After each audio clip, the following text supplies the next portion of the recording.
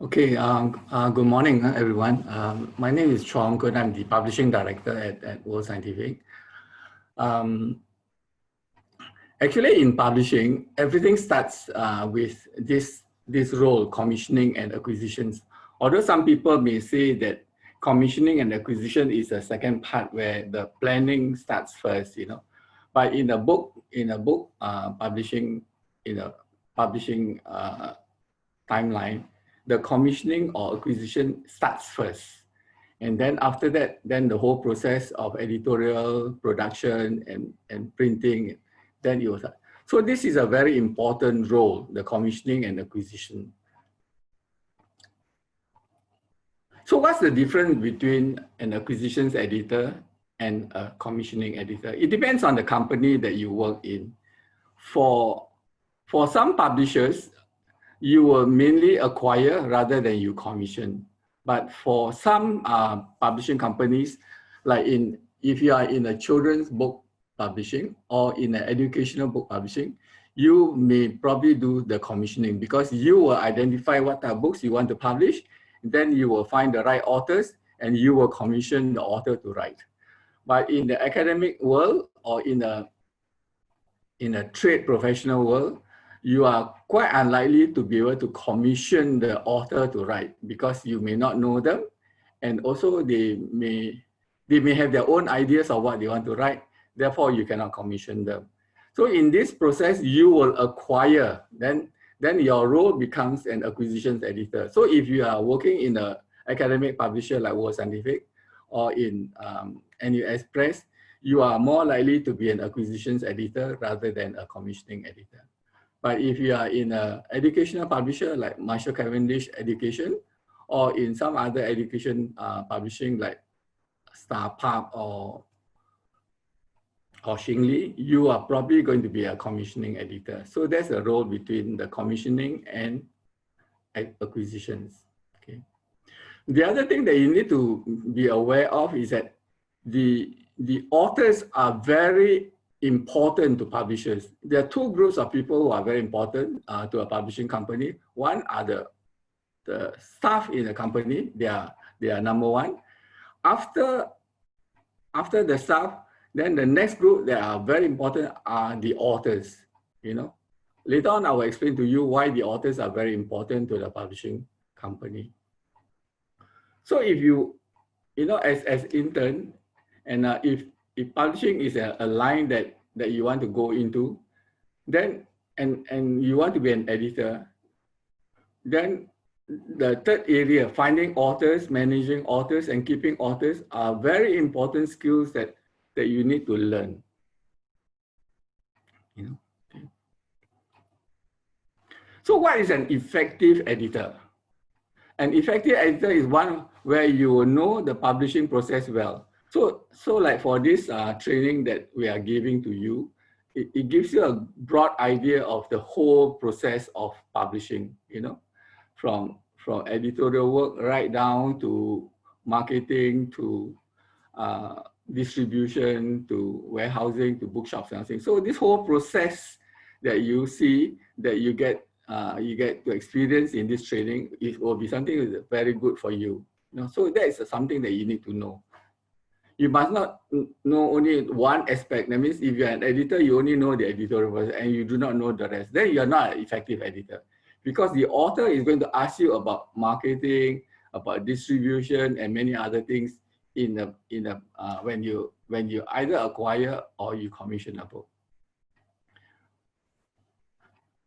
An editor is also one who knows the business of the publishing house. So if you are working in World Scientific, for example, you must know what is the business of World Scientific. You must not only know about your part of the work. That means you are an editor, you only know your editorial work. You must know the whole business of publishing.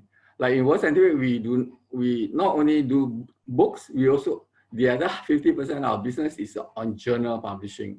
So that's another key part of our business. So you need to know what's the whole business of the company.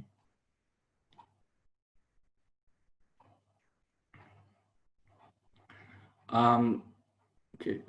And then in a publishing company, it is very important. I guess not only in publishing, but in many other companies as well, you need to be able to work with everyone in the company. That means you need to work with marketing, with the warehouse people, with the customer service, and with many other people, so that you become an effective person. As an editor, you need to have many good friends, and you need to have a lot of network, because you are going to work with authors and people who will know authors. So you need to have a lot of these good friends. Your network has to be quite extensive. So, and in most cases, unfortunately, most editors are not the outward look person. You know, they are. So it is something that you need to probably change yourself. You know. If you are an introvert person, you need to be a bit more extrovert, slightly at least, you know, so that you can have more friends and you can have more, your network will be wider.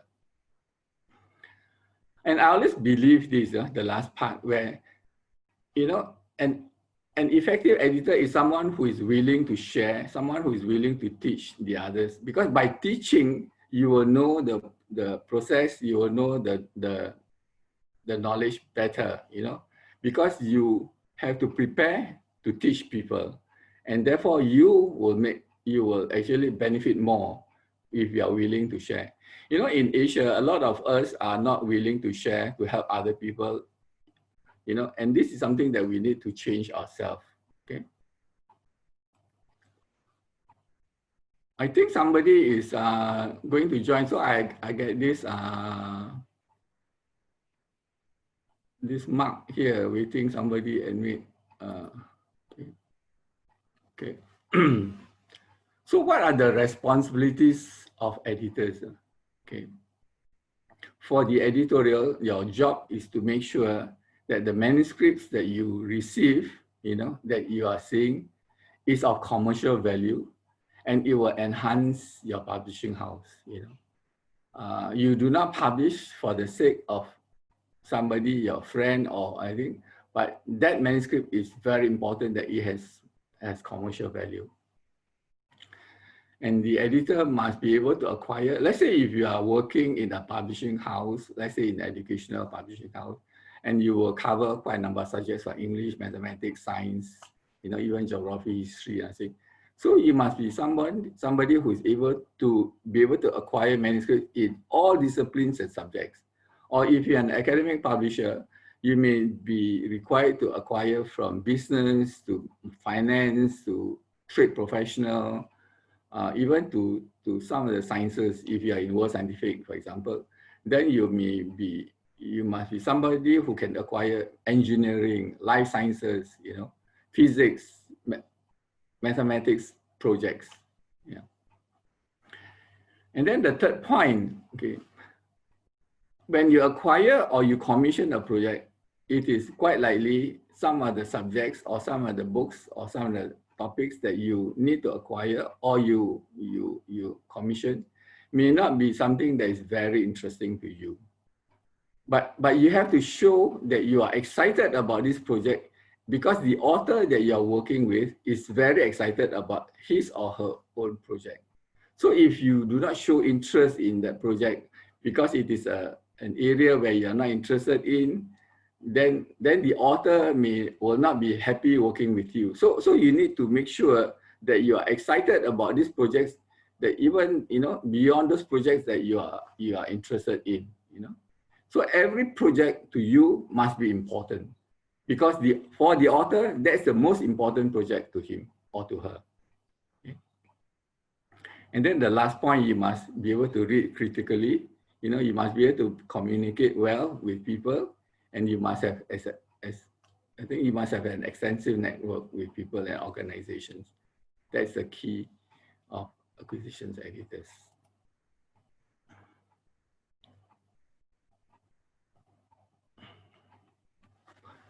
And then the next point, yeah, acquiring the right types of books. If you work in a publishing company, you must know what type of books that publishing company is publishing. You know, for example, if you work in World Scientific, we are more of an academic publisher. So if people are asking you whether do you want to publish Singapore ghost stories, that is something that we don't publish in World Scientific. So you must know what type of books you publish. We publish if you are working in a company. If you are working in Marshall Cavendish, if you are in the academic side, then you must know what type of books you publish. Or if you are in the academic side, then they want to publish something educational, then you say, okay, maybe you go to Marshall Cavendish Education rather than Marshall Cavendish Academic. So these are the things that you need to know, you know, and what type of subject area that you publish. For example, we do not publish history, for example, of certain periods. We do not publish those books. So you need to know what type of books that you publish so that you'll be more effective in acquiring the types of books. Yeah. And then the books that you acquire or you commission, you know, it must be something that is unique. It must be something that has got a special in that book, you know. It should not be one of those there are many other books in the market and you are just doing one of them, you know. Yeah. And you must know whether it is necessary. There are a lot of authors who will tell you, who will write books that they are interested in, but it is only of interest to very few people, you know, and the market is not big. And actually, a lot of authors, they only write for themselves, you know. So if you are going to acquire a book where the author writes for himself and there's no market for it, then you must know that that is not a book that you should publish. And the last point, you know, it is very important that the book will sell well, that you have this gut feeling. You may not know, if you do not know as an editor, if you are a young editor, you may not know whether the book will sell well or not. Then discuss with the marketing people, discuss with the sales people to see whether that is a book that you think, that we think we should publish, if you are not sure. But if you are very sure, you know, it is also still good to check with the marketing people to make sure that you are doubly sure that this is a good book to publish.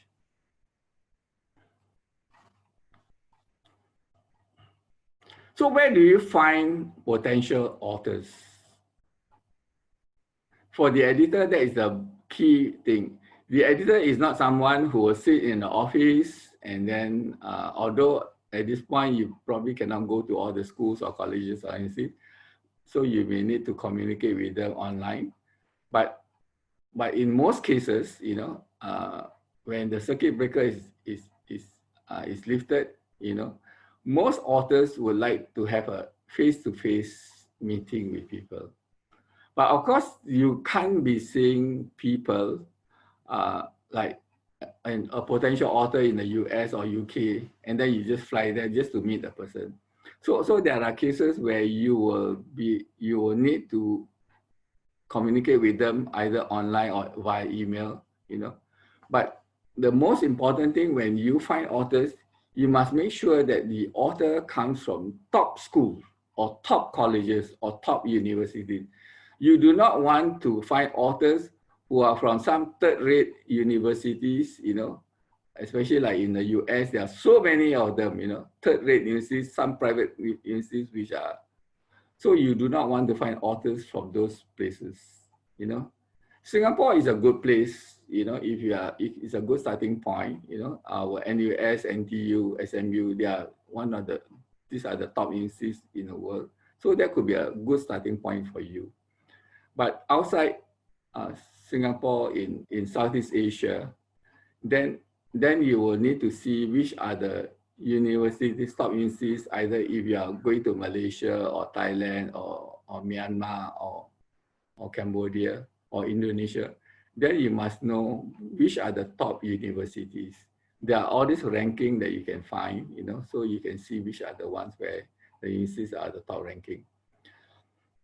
If you cover the 100 or 200 top ranking universities in the world, then you are at the right place.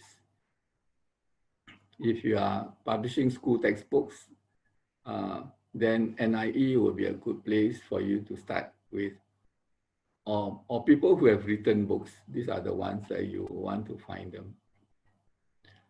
Okay. And the other group of authors that you will find them are where people who present papers at conferences, seminars, or workshops, you know. Yeah.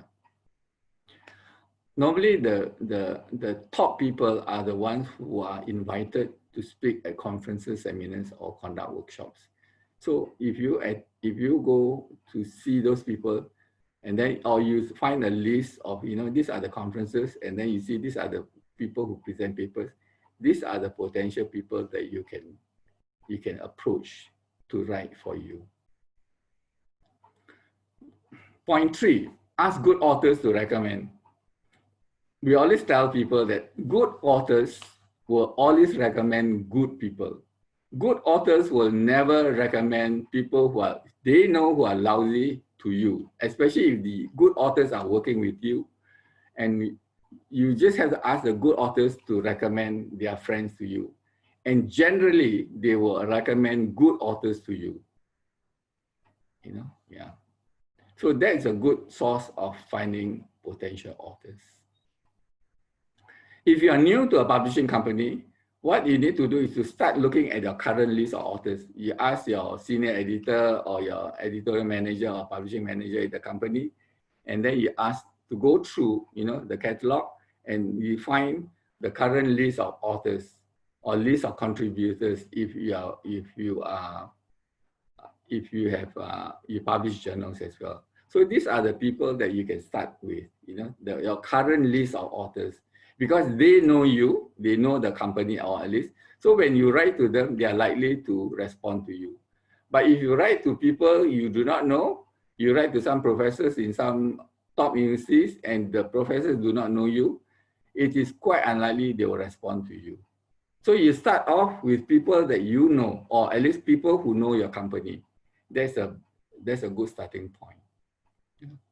If you have the opportunities, you should ask the company to send you to conferences, seminars, workshops, forums, and all these book launches, you know. Or even this talk that we have, you know, these are the people that who will be present.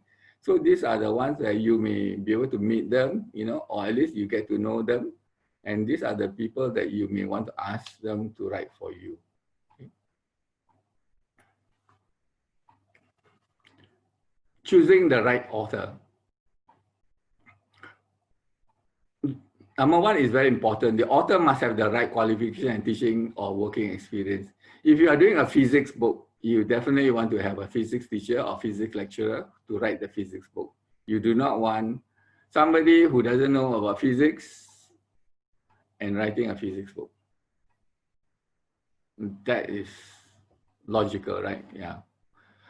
So the other thing is that the author must write. Not everyone writes well, okay? Very few people write well. Actually, I must tell you, very few people. And some people just, some good teachers or some good lecturers may not write well. So you must be aware of that. You must see the kind of writing that they have. You can see the papers that they presented. You must see the sample writing that.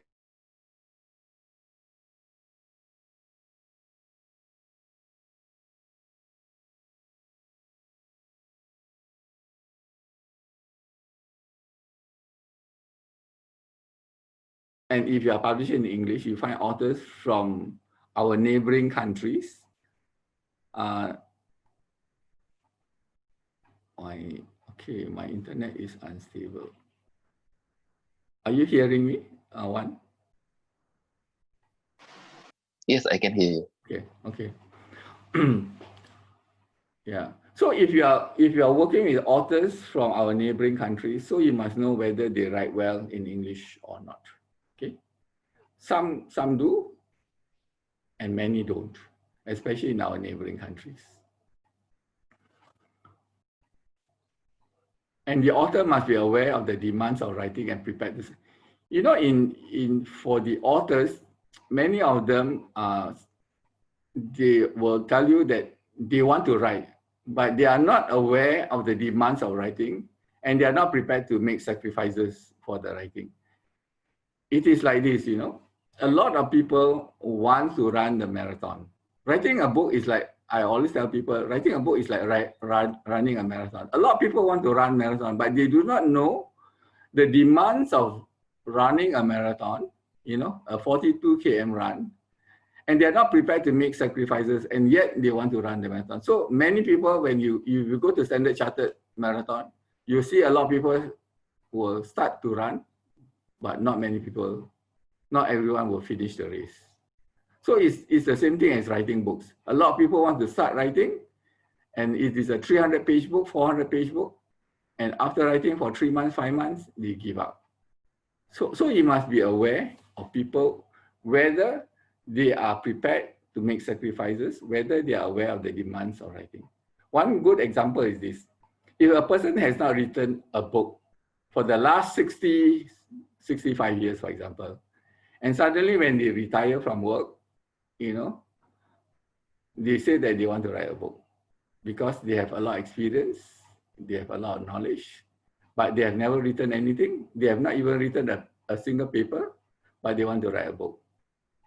So you must be aware whether a person like that, whether he is prepared to make sacrifices, and he has been enjoying himself, you know, he has been going partying here and there, flying all over, you know, now he's taking care of his grandchildren and everything, and he's doing so many other things, he's doing gardening, and everything, but he's not prepared to sit down for hours to write his book. So that is a person that you need to be aware whether he's prepared to make sacrifices. And so you have to be wary of such potential authors. Authors must have time to write.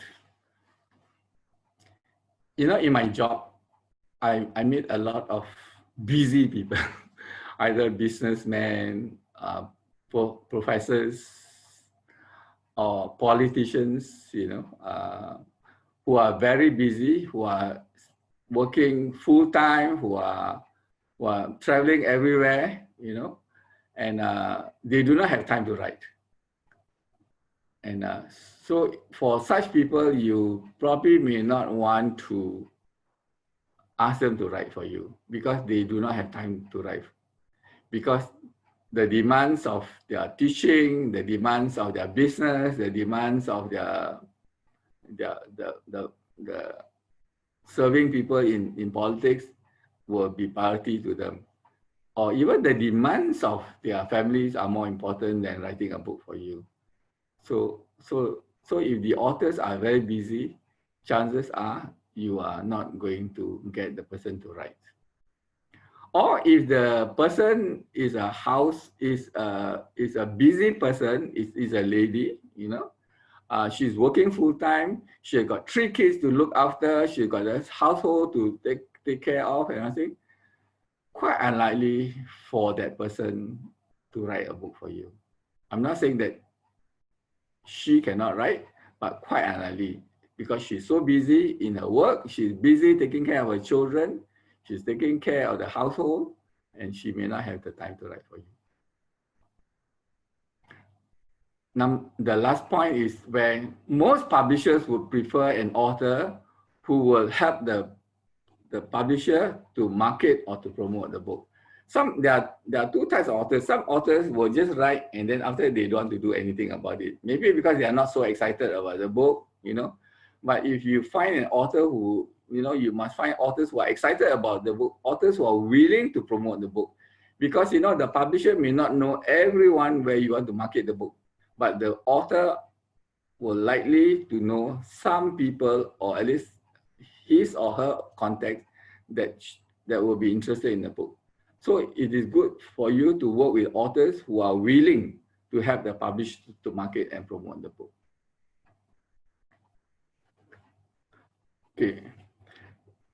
You know, if you are going into publishing, one of the things that you must always remember is that most authors, almost all authors, you know, are part-time writers.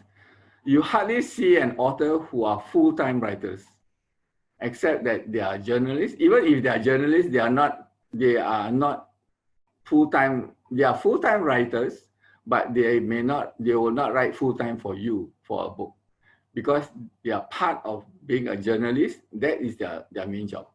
So no hardly anybody will write books full time. Very few. Okay, hardly, yeah.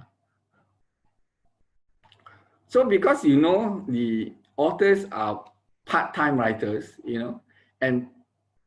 and authors will not give priority in terms of writing because the demands of their other roles are more important to them. They may be working full-time somewhere. They may be teaching. They may be doing tuition, so those are their full-time number one priority. And then they may have family, they will have their social work, they will have either, their other things that they will do.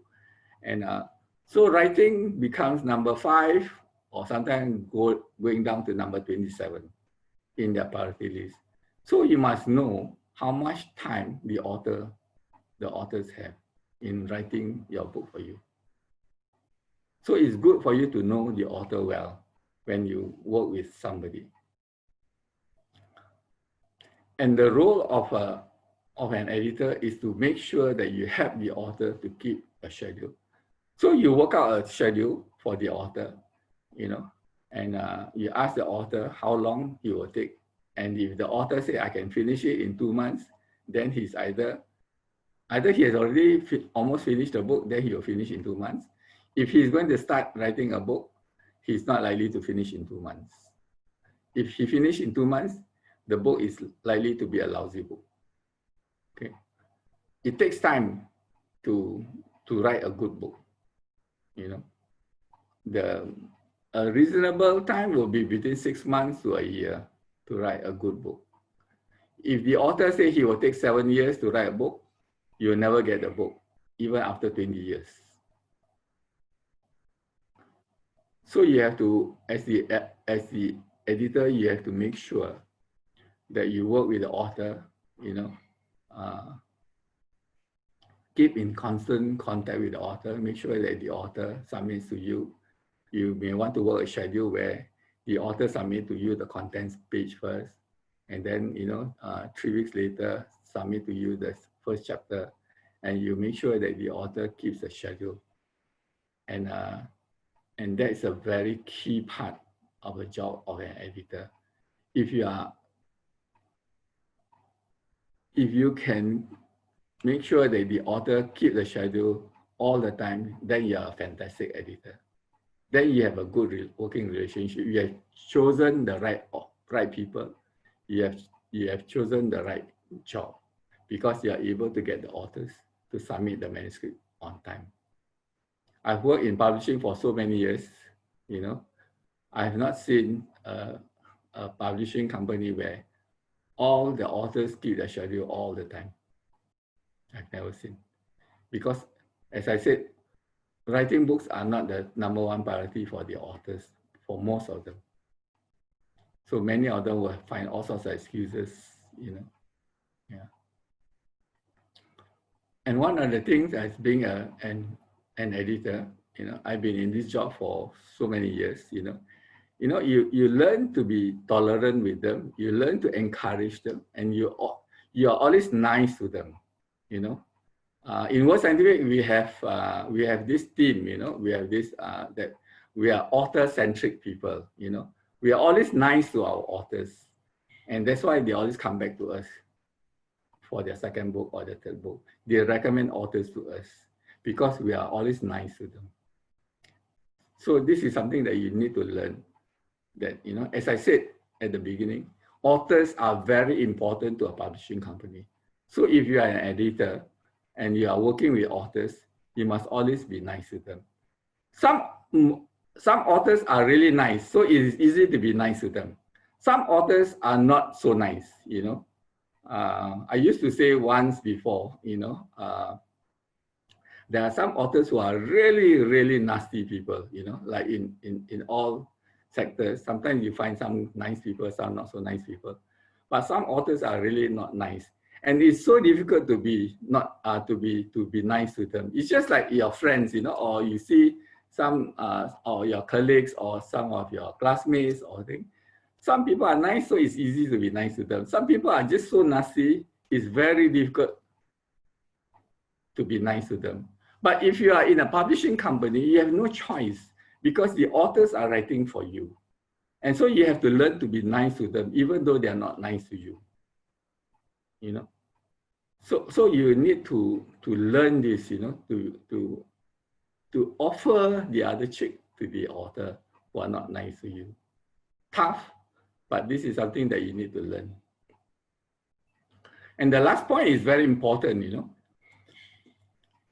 As an editor, you need to be well organized. You need to be a person who is organized. So that because you are working with people, you are working with many people, many authors who are writing at different stages, you know, and you need to be so well organized, and you need to give good direction to all of them. So if you are a disorganized person, please don't be an editor, okay? Do some other thing. Don't be an editor because you are not going to be a good editor. Because a good editor is somebody who is well organized, somebody who knows exactly, you know, somebody who's able to work well with the authors and work well with other people in the company. And so that is something that is, and you need to give good editorial direction to your authors. That's very important for somebody who wants to be good editors. So in conclusion, after this, in conclusion, the commissioning and acquisition, these are very important, as I said, you know, in a publishing house, everything starts with that, you know, because you are going to acquire, you are going to commission the books, and the types of books that you bring into the company are so key to the success of the organization. If you acquire or you commission lousy books, then the company is going to be, it's not going to last very long, you know. But if you commission and you acquire very good books, then the organization will prosper and you will prosper as well. So it is key, this part, the commissioning. And as I said, be nice to our authors. Without the authors, you will have no books. Without books, you have no publishing company. Without publishing company, you have no job in the publishing company. So that's how important the authors are to the editors. Question time. I have 5 minutes for you. Sorry.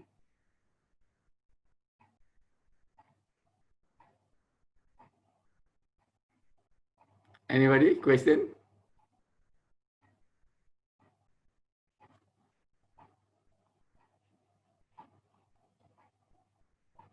No?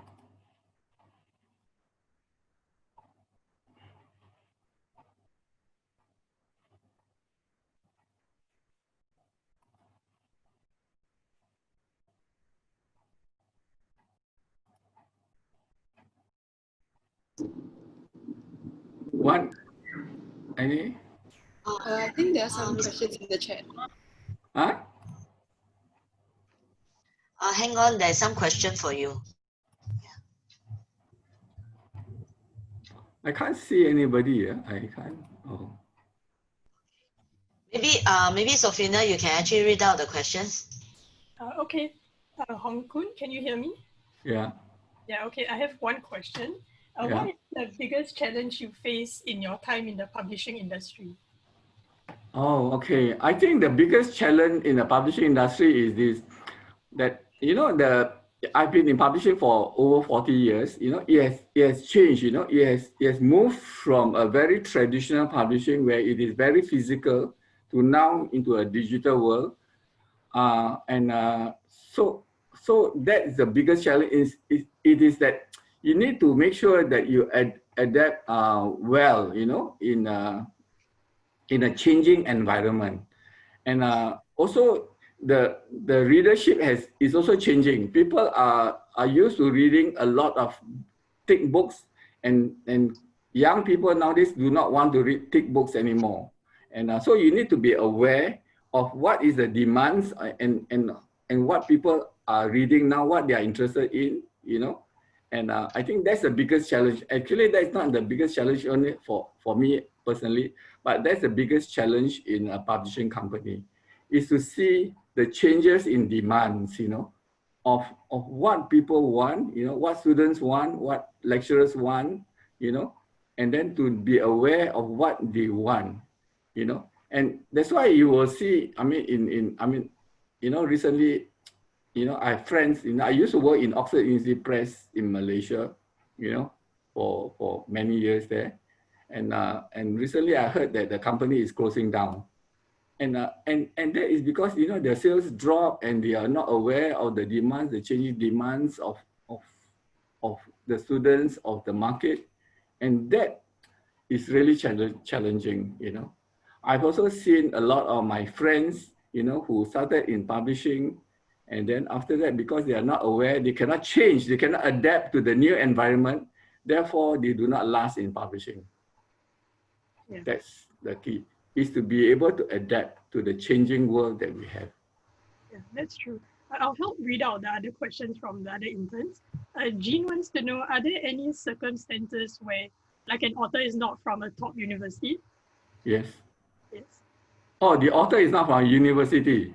Or a top university. Oh, okay. Actually, yeah, I mean, the top university is a good starting point, but not necessarily the top university have top lecturers. Okay, there are some top lecturers who are not in very good universities. It is by choice because they, you know, I mean, World Scientific, we publish with Nobel laureates, okay? And some Nobel laureates or some, I think, they chose not to work with some top universities because, you know, for some reasons. And therefore, not necessary, you know, I think you must see other factors as well, whether they have written books and whether, you know, the kind of research they do and whether they write well or not. I think that is also important. But does it happen very often? Like when a top lecturer doesn't go to a top university? That is more exception rather than the rule. Okay. Yeah, but you will want to start with the top universities first, lah. You know, you can start with top 100, top 200. I think that's a good starting point. Yeah. Okay. Yes. Faiz wants to know, how do you get along with authors who are not very cooperative? Oh, yeah, that's the tough part.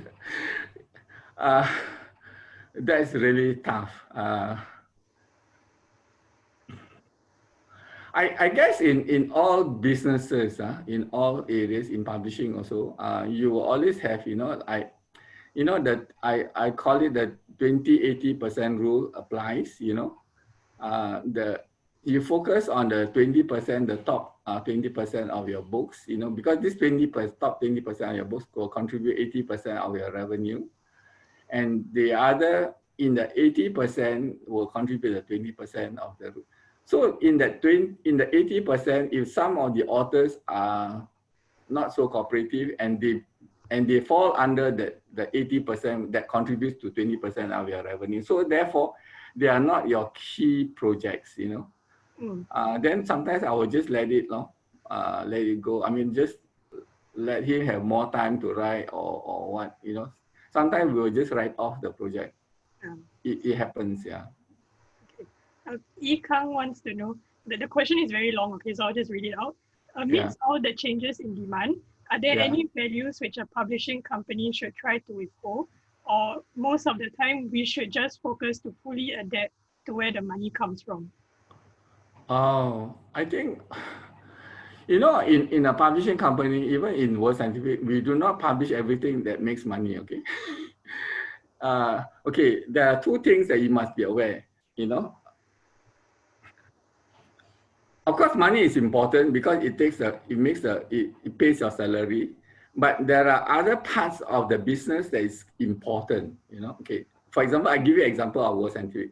We publish quite a lot of books. I wouldn't say a lot, quite a lot, okay, you know, where we are not going to make money, but it is a prestigious book. Okay, for example, publishing books with Nobel laureates. Some of the Nobel laureates, the type areas that they write, you know, it is for you and I, we cannot really understand at all, because they are doing some high level research area and we publish for these people. And the books that when we publish for them, we are not going to sell a lot of copies because, you know, they are only libraries will buy. You and I will not buy because they are so difficult, but they are prestigious. So we are not making money for that. But because they are prestigious, it brings the prestige of the company up, you know. And because people see, oh, World Scientific, you're publishing for Nobel laureate, so people are interested to write for you.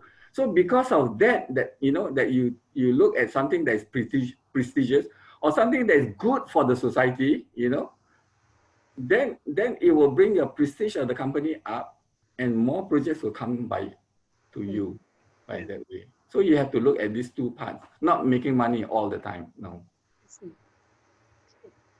Maybe just my own personal question. Just now you mentioned something about adaptability. I was wondering, you mentioned something about adaptability. Yes. Yeah. Do you think that it's possible for school textbooks to go digital in the future? Actually, school textbooks have gone digital for a long time. Especially now with this, now that you brought up a very good question. You know, because of this pandemic, COVID-19 pandemic, things are changing, either in school, in colleges, in universities, things are changing, okay? People are not going to school, going to be there physically, you know? You are not going to be going to England or in colleges or universities so easily. More and more people are changing from from campus life to an offline, you know, where, you know, from the online method. So you are going to access the materials online rather than going to campuses to see lecturers face to face for the lectures. You are not going to see the textbooks, physical textbook. So physical textbooks so much. You will be looking at online materials more. That's why, you know, a lot of universities, they are not buying the physical books in the libraries anymore. Even schools are now beginning to buy the e-books rather than the physical books. Because then students are able to access the material online from the library. You know, you are going to read your book online. So that is definitely will change. You know, whether you like it or not. In the past, if you have not done the online or the e-textbook, the e-books, you know, the digital books, you better start now, okay? Otherwise, you are going to be out of business very soon. Yeah, that's true. Okay, Sai Ali. One last question. Last question. Okay, Sai Ali wants to know if you can share any template about how to like schedule a good schedule with an author. Do you have any template that you can share? There is no template. I mean, the template will be like, you know, when the author submit, I think it depends on the type of book, as I said, you know. Some books can be written within 3 months, 6 months, a year, 2 years, you know, it depends on the type of book. So there's no fixed template. The only template that you have will be, okay, when you sign the contract, then you schedule the writing schedule, you just divide them. It is better to get the author to submit to you in batches rather than everything, you know, you wait for 2 years before you get your manuscript. So you can see, so I think it depends on the type of book that you work in, you know. There are certain timeline, you know, in terms of the submission of manuscripts. Yeah. Okay, thank you very much, Hong Kun. I think that's all the questions that we have. Thank you very much. Okay, now. Okay, bye everyone. World Scientific is a renowned international publisher based in Asia, publishing the best content from Asia and around the world. We publish 600 new titles and 140 journals in various subjects each year.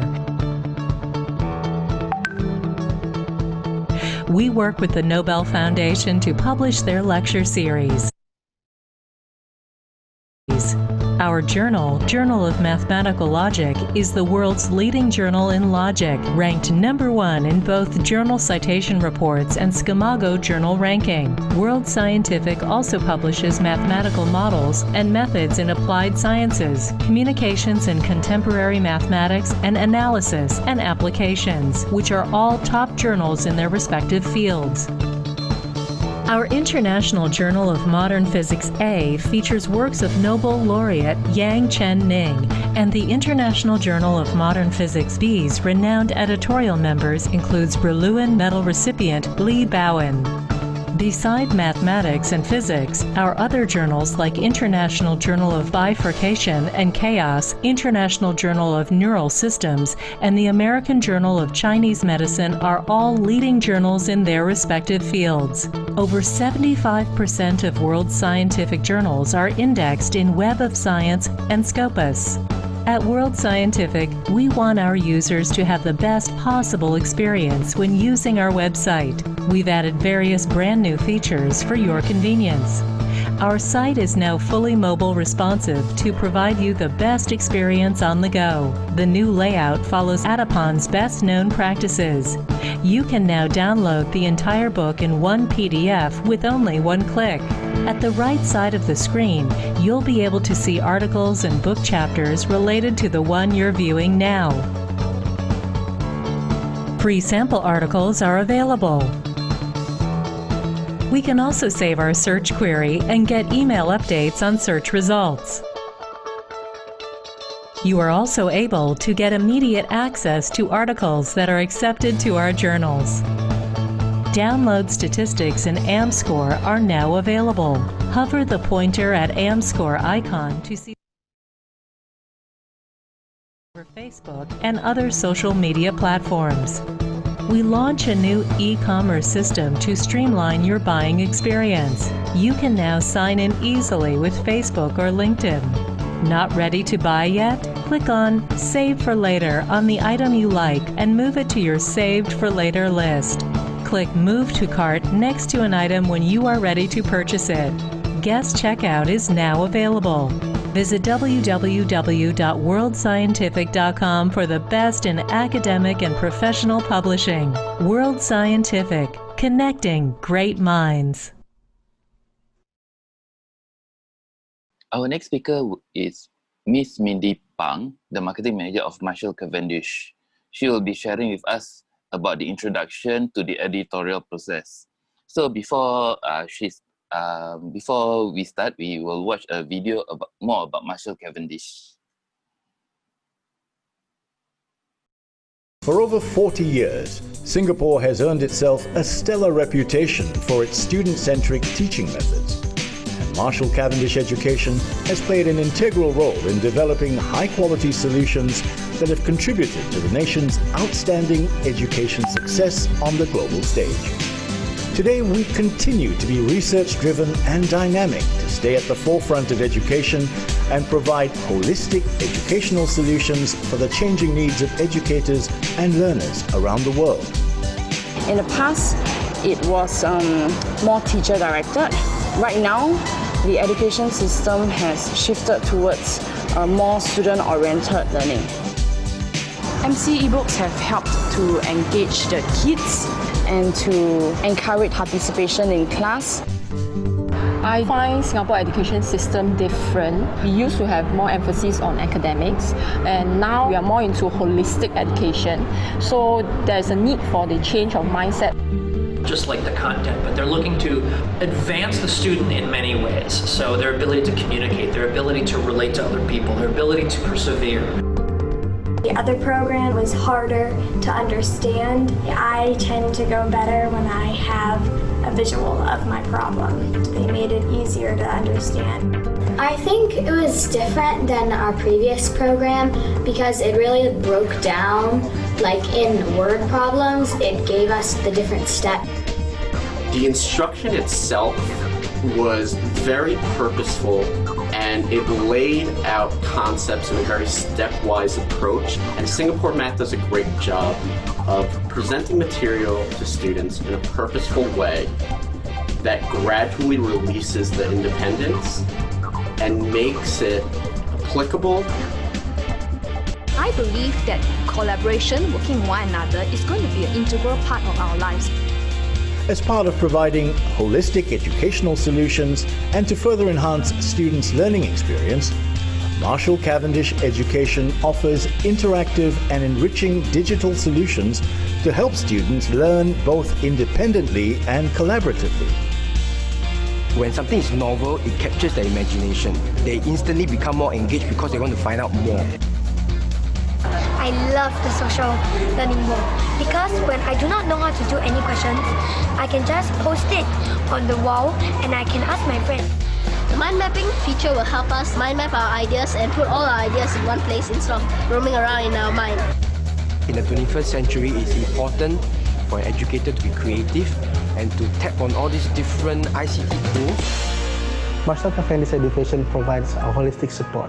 They also provide teachers training as a professional development for the teachers to enhance their teaching inside the classroom. Marshall Cavendish Education is an educator's best ally, supporting teachers as they learn. We believe that teachers should be professional learners, constantly improving and reflecting to deliver effective, engaging lessons. At Marshall Cavendish Institute, we aim to change mindsets, help teachers construct knowledge, and enhance their capacity to learn. Professional development has helped me think of how can I engage my pupils better. How can this tool enhance my value in teaching that content? I also want to evaluate that real learning has taken place. Marshall Cavendish Education is a leader of educational solutions, constantly pushing the envelope, challenging students to learn better and teachers to teach better. This is why we offer a holistic approach to education through curriculum, technology, and professional development to more than 60 countries around the world. With extensive research and constant innovation, Marshall Cavendish Education aims to continually inspire learners and educators globally to learn and perform remarkably.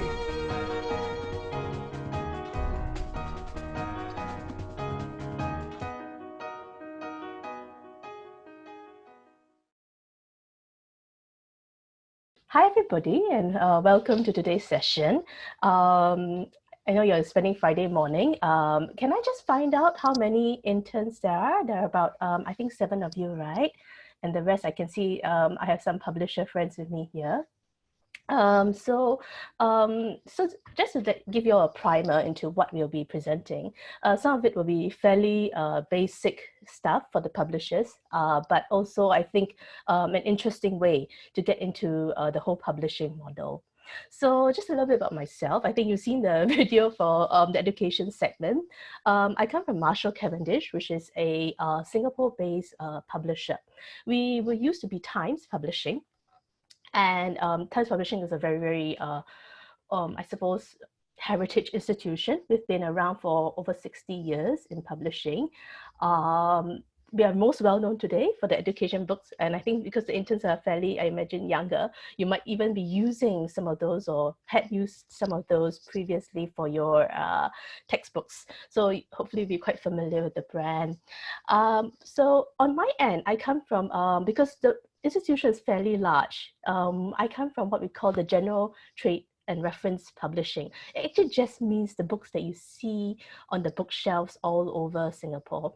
Some of our key titles are things like LKY, we have the LKY memoirs, we have Subhas Anandan's, stories of crime and his legal cases. We also have Catherine Lim with us on the fiction stable. Along with a lot of other, I suppose, very, very well-known and also, I think, newer writers of fiction and non-fiction. We also have, I think, a big business cluster as well of different types of authors. They cover a whole range of spectrums, so both business and self-help. We also have a very, very, very, very well-known for cooking books. So of that, you'll see people like Chef Wan. I see people like Sam Leong, and on the younger generation, you have Lace Zhang and a couple of the Bill Ho, some of the more Instagram hits. So in a way, that was actually, and we also of course have children's books. So in a way, why did I have to tell you all this? Is because that informs a publisher's perspective. So everything that I'm going to be sharing with you today comes from this trade publishing model, and so that means that these are the books that you will be walking into a library and looking at and seeing. So a lot of the things that we do is meant for the lay person, the mass market, the average person walking by. So I think it's also a good general way to start because in the way it's something that should actually appeal to anybody and everybody. So I think I'll just, today, we're in at home.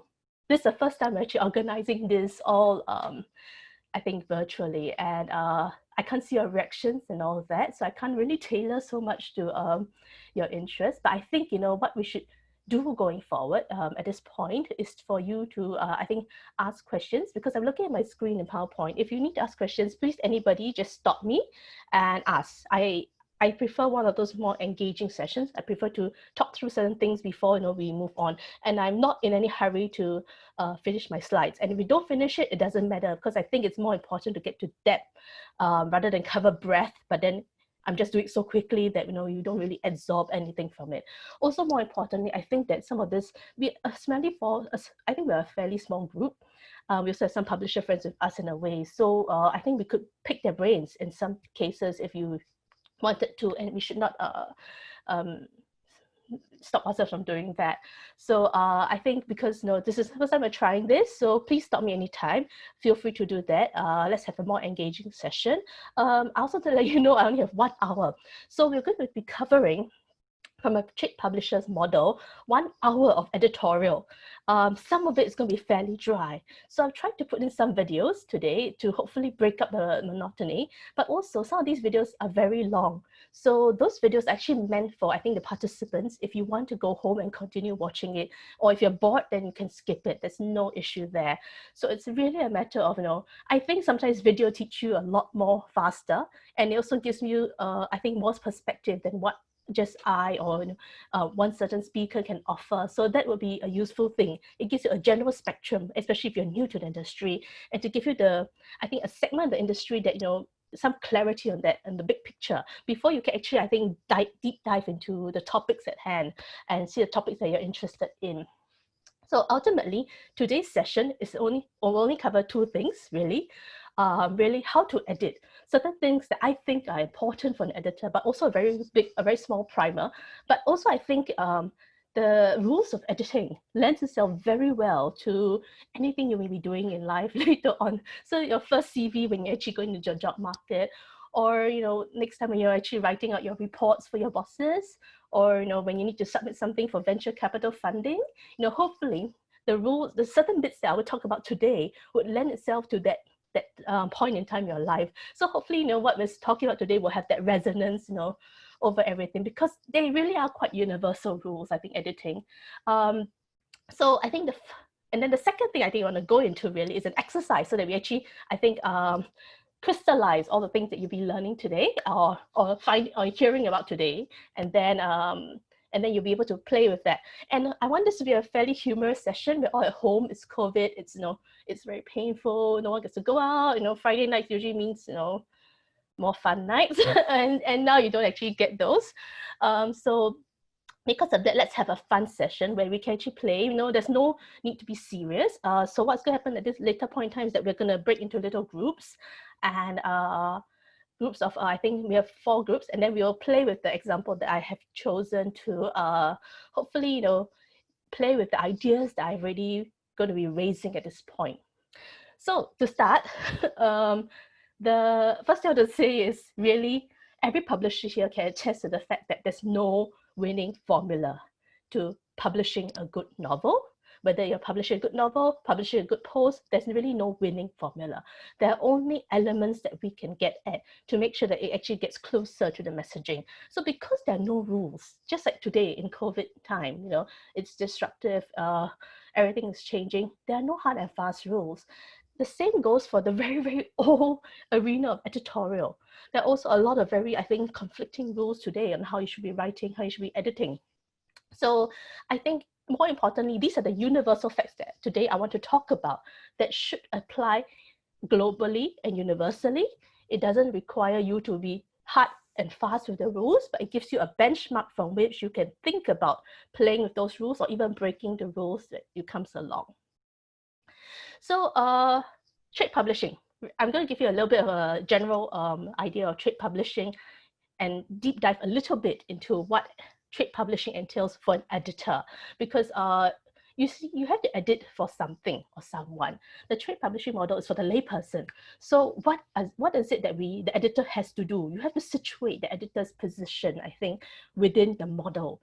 If you can't situate yourself within the model, then you don't know what's your real goal. Are you trying to just be a grammar Nazi and just like, use your whip, or are you trying to really help the author get the messaging across? But just helping the author, what's going to happen in the next part? Like, when you're trying to sell the book, when you're trying to get the book out to market, when you're trying to talk about the book to other people, then you sort of lose that messaging. So you really, I think in anything that we do, especially in editorial, we need to think of the big picture.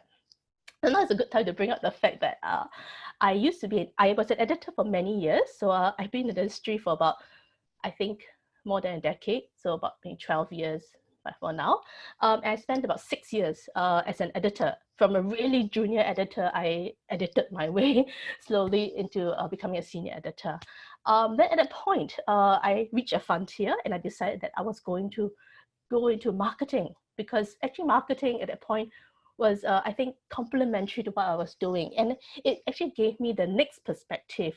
So a lot of what I'm suggesting here in editorial is not a pure editor's perspective.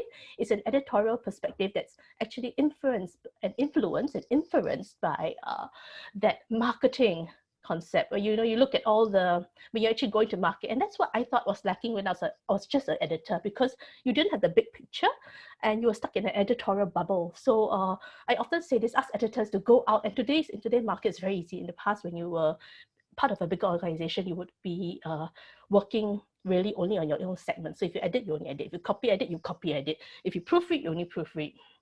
So nowadays, those tiers have merged, and I think that's a really good thing, because it gives you the perspective to make a lot of changes and see through all the way to the end. Because there's no point you edit for this, then later on the messaging gets cut when you're trying to sell it, and it gets lost.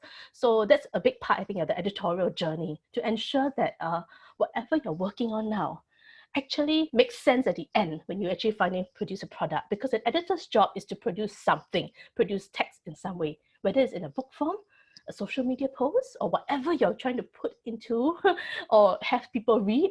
It needs to be informed, and that's where the editor comes in. And your skill when the language is given, so the fact that we're all sitting here, I'm pretty sure everybody has a certain level of language ability. The reason why we have the language, the need for certain things like no spelling errors and all that, is just to look professional in a way, So some of these things are really not to be a Nazi, but it just gives you a good impression, and not to mention, I think, clarity. I think we should never obscure clarity, and secondly, obscure the author's message. So what is this relationship? It is an author, an editor, a publisher, and a reader. The editor is situated between the author, so the messaging must be clear, I mentioned already, and the publisher, who is actually running a business, okay? And eventually the reader. So everybody's, I think, so the editor's at that middle point between these three people, or these three things, if you like to think about it that way. And your job is to make sure that all three, their perspectives are met. So if you only talk to the author and you forget about the publisher, the reader, you are not really being the best editor you can be. If you only care about the publisher and you neglect your author's perspective, you're not doing that as well. Most importantly, we should always remember the reader. Both the author and the publisher should also be aligned with you, to always remember that the point of whatever you're doing is the reader. So I think that needs to be an alignment for any editorial to work, which means a lot of it is communication. So I actually produced, this is a video online from Penguin that actually tells you what is publishing in general in the bigger scheme of things. But we're not going to go into that, because right now we're just going to, so I'm leaving it there in case you want to find out more about the entirety of publishing. I think this video actually gives you, because there's so much videos nowadays, so I decided to choose the one which I think is most applicable to Singapore and to what your experiences will be, and what I think a lot of the publishers' experiences here would be as well. So this is probably the closest thing to what publishing actually does. You'll be surprised, some people don't really have a sense. And before I joined publishing, suddenly, you had this whole Hollywood notion of everything. So that would help to clarify some things. So we're going to skip over that and also just really now go into what is it that editors do. And this one, I would like to show you a video because it's quite short and it tells you in a nutshell what is it that we do? Can y'all hear? I think one of the misconceptions that people have about editors is that we are quiet people who like to have a red pen in our hand and spend all our time poring over manuscripts, and there is a degree of that. The biggest misconception is that all we do is read books all day. I think the one misconception that people have about editing is that really we're some kind of a glorified proofreading or spell check function. If I'm lucky, I'll find some time to read. Not always the easiest thing to do. If my job was just looking for misplaced commas, then it wouldn't be anywhere near as fun, and to be honest, I'd be a bit rubbish at it. My job is talking to people a lot, actually, whether it's talking to colleagues and talking to agents and talking to authors. I need to find brilliant books. That's going out and meeting with agents, it's reading those submissions when they come in, and it's finding the best authors to join our list. And then to work with them as excellently as possible, to publish them as excellently as possible, and that is a quite complex process. Second, it's editing, working with the author to make that book as good as it can be, whether that's a really big thing like changing the ending or adding or removing a character. Quite a lot of obvious problem solving. Making sure that a particular line of dialogue really sings and sounds like something a real person would say. It's a really collaborative process between the author and the editor. How do we help this writer to write the very best work that they can, and then to publish it in the very best way that it's possible to publish it in order to reach the widest possible number of readers? It's so dependent on a couple of different things. One is meetings, which we have all the time. Some of those are with people, they're with authors, they're with agents, they're with specific members of our team. It's going to festivals, it's going to bookshop readings, so much. As a project editor, it's about trying to bring all the different strands together, so really good communication with other people is key. It's such a reactive job, knowing how to respond to each different challenge and opportunity that comes in. It's great work, it's really interesting work, and it can be incredibly exciting. I feel very lucky. I think I have one of the best jobs in the world, for me. Okay, so that gives us, I think, actually a really good primer to what I think an editor really does. In the past, when I used to have these sessions, there were not that many videos available. But today, I think, the publishing industry has finally embraced a lot of the modern things. And I dare say, maybe by next year, you'll be seeing the Marshall Cavendish branded ones already. But it's I think, in a nutshell, what we do. And I like the focus on the personal, because you can see a lot of it is trying to explain to you. It's not just about words and text. It's actually about meaning, and actually, most importantly, communicating not just from the author, but communicating across the board to, I think, very, very well to that little reader at the end. You don't know who that reader is. We are trying to posit, and editors have a job. We also have the integrity to make sure that endpoint, that reader, gets what he wants from the book, and the messaging from the author is not obscure just to fit certain agendas. I think that's a really fun place to be, and editors talk about this all the time. And I think most of us do have what I think the last gentleman at the end actually said. We do have the sense that it's one of the best jobs in the world to actually be able to read and enjoy everything that we do. And I do think that I've been in the industry for so long because I have enjoyed working with every author. It hasn't always been easy, but it doesn't mean I haven't enjoyed it, and it doesn't mean I haven't become a better editor as a result of working through those difficult times. It's like baptism by fire. I know it sounds very cheesy, like they're not in it. In editors' minds, like, wow, we do all these amazing things, but actually we're just sitting at home, like typing. So it sounds like that, but in many cases, in our minds, we have this like epic, adventure story, and it's quite a fun place to be. So I think that's something you can look forward to when you're actually going to be in the industry. So next thing I want to talk about then is like the concept of what an editor really should be in the middle of. In many ways, communication, the basic rhetoric, it's actually all about having the speaker, the message, and an audience. I know I spent a fair bit talking about this whole concept, so I think I won't go into any more of this, but this is really the heart of what a basic editor would do. For an editor, therefore, in a big publishing firm, okay, or not big, or maybe small and boutique and everything, because I think all of them are amazing, frankly. and they're all here. But no, I really do enjoy working with a lot of boutique publishers and chatting with them, because actually when you, at the end of the day, when we all hang out, we realize that a lot of our issues are the same. Whether they're big or small, the same universal, I think, integrity lies, and the same, our demographics may be different, our sampling may be slightly differentiated, but then I think the job is really the same. And so what's the difference between an editor's work, which is what, just trying to, I think, be as a benchmark of the rhetoric? It's actually the business side of things. So in some ways, this will be a big issue as you're an editor in the industry as compared to editing for yourself. When editing for yourself, it's actually for self, to make yourself better, so that's at least easier to understand. But when you actually throw in the business angle of things, you are forced to make editorial decisions that are better for the business as a whole, and that's something I think you have to hold dear, because you are still working for somebody, and you have to merge that idea and with the entire ecosystem. Okay, so the author wants something, you think that's a good way to go. The designer says, oh, maybe we should do this or that.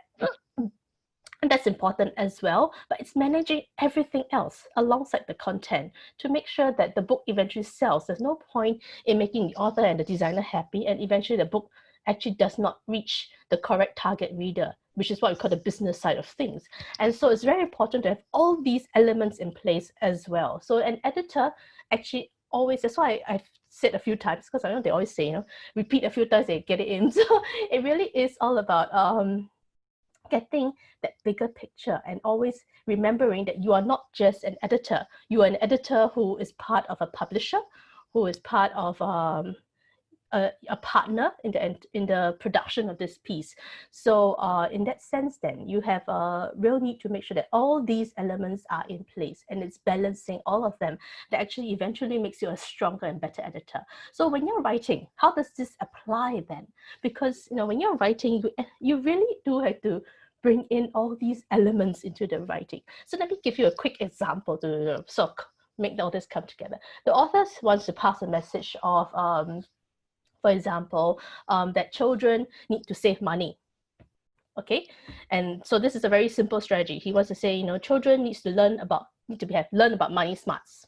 So the content, then you say, okay, it's for kids, but kids cannot learn about money smart, so we're not going to do an activity book. Or if we're going to do an activity book, is that enough? Can the children play this activity book and learn all about being money smart? Don't know, not sure. So okay, what other formats can it take? Will it be something the parent work with the kids? Will it be a book for the parents to help the children learn about money? Or is it meant for the children to just write and draw and learn about money? And then if you're going to target children, then who are you targeting? So based on that, your content changes, and your editing style obviously has to adjust to that market. And next, the design comes in, and then the editor has to actually influence design, because a lot of the content is actually the influencer of the design. And then the design can then hopefully, I think, also bring out the content better. And that's the complementary, I think, angle that we have to take. And then at the end of the day, for the business, it's about, can we bring it to schools to sell? Can we bring it to, where are we going to be showcasing this? Is it at parenting seminars? So that would be the question, because then all those information that you already have, I think, thought about informs exactly what kind of book you're going to create, and more importantly, how you are going to be editing the content. You would then have to go to the author and say, okay, that's what you're giving me is very good, but I think I need some activities inside. Or I think what you're giving is very good, but I need more tips so that a parent can use it. So depending on all that, you're actually making the editorial changes there. And also then the text, if you know it's for a younger audience, you would make the jargon, you'll call out some of the jargon, and you just keep, I think, the main simple kind of text.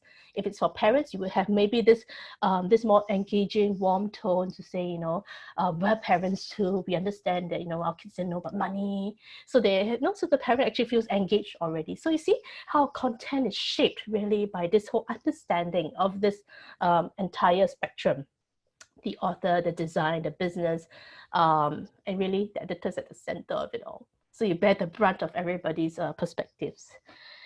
So next, so we're going to go quickly into the editor's job scope, and then I'm just going to quickly, because it's a very long one, so I'm just going to highlight 4 points. which is really about, I think we've talked about it many times already by now. So this just brings together everything in text in a very specific list format so that you actually know what else we do. But in general, it's just author, editing, design, business. It's the same thing I talked about already in the previous slide. And so what's an editorial process? It's a long and painful one. It can also be a short, quick, snappy one, depending on what you're editing for and who you're editing for. But the moment you actually know who you're editing for and what you're editing for, the editorial process should be derived from there. That's what I say. So this used to be what I call the old school method of editing, where we had to follow this quite thoroughly. This is what I used to do when I started out as well, 12 years ago. Today, I think we can actually cut out a lot of the segments depending on the content and the audience. So I think that's something that's, again, going to keep repeating itself. If you know the content, if you know the audience, if you know who you're writing for, it should inform the process in between. And so do we have any questions at this point? Because now we're going to go into a very quick how to edit. I came up with like 5 steps that you can use for anything and everything. Do we want to take any questions at this point? Hi, Mindy, can you hear me? Yeah, of course. Yeah. Thanks so much for unveiling yourself. It's so nice to see people. I wonder if like they're thinking, what should this girl talking about? No, she keep talking and talking. I don't know what she wants. So I mean, it's very good to hear back from you. Yeah. Okay, so just one quick question from me. Just now you mentioned something about like when you edit children's books, yes, you have to cull out the jargon, right? Yes. I was wondering, like, how do you know when like a text is too sophisticated for a child? Okay, so how we do that? Actually, so let me give you both the what we call the prescriptive model and then the intuitive model. That's what I pull out. But then actually, what it just means is that there are certain criteria that is based on by I think a lot of the book organization, and in the UK and US, these are very established. So for example, if you look at Amazon, you'll see there's like 0 to 3, 2 to 0 to 2, 0 to 2 tactile, 0 to 2 picture, 0 to 2 text, 0 to 2 bilingual. You know, so there's a lot of, so that there's so many categories. So some of these categories actually have specific rules. So for example, it will be like 0 to 2 can only use this number of words. It can only take up this amount of text. It can only it can only fit into 1 or 2 pages. It should be more pictures on the top. So there's some prescriptive elements that if you want to go into, that's what some picture books actually use. For example, if you want to get your book certified by those reading companies to say this is a graded reader of a certain level, all these prescriptive rules have to be in place for it to be graded. And to be a graded reader also is quite useful because it means that you can get to maybe the K2s or a certain level that you actually want.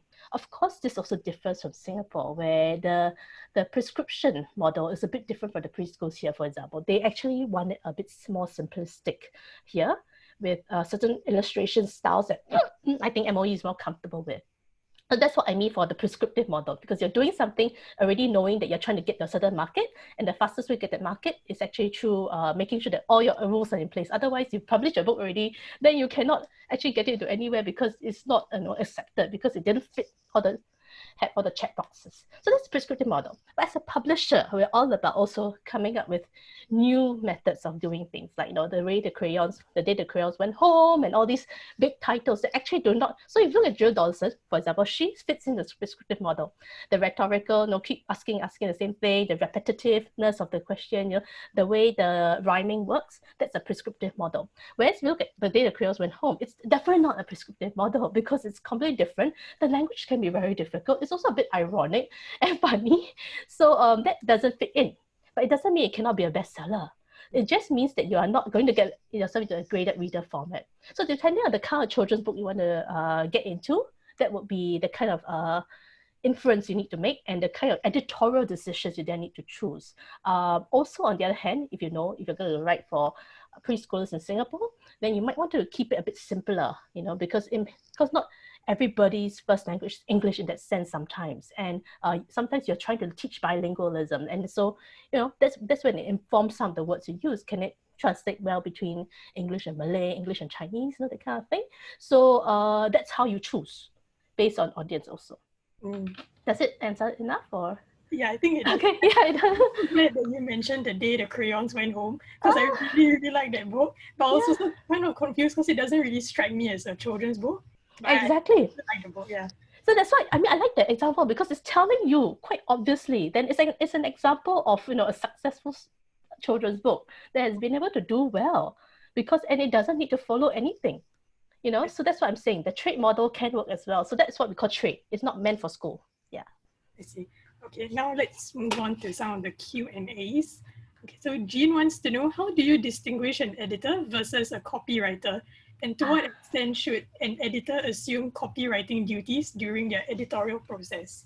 Okay, so it's a very good question. Actually, you know, in my earlier slides, like, you know, in the many years I've done this, it used to be really boring in the sense that I would give you all the, you know, hierarchy. So nowadays, can I just say this? A good editor should be able to copyright. Unfortunately, I know everybody thinks, oh, but you know, that's not my area. But actually, an editor should be able to do all. Okay, especially in the local context where everything. So in the West, because you know everybody thinks of it that way.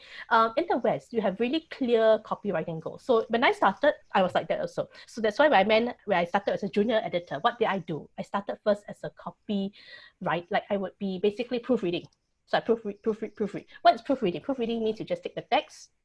Actually, this really good slide last time that I had, but I think, you know, I decided like, you know, no one's know this. So, but let me just bring you through all this. I think, you know, we can explain it quite clearly, you know. Think of it as a pyramid. Right at the bottom, you have the proofreading.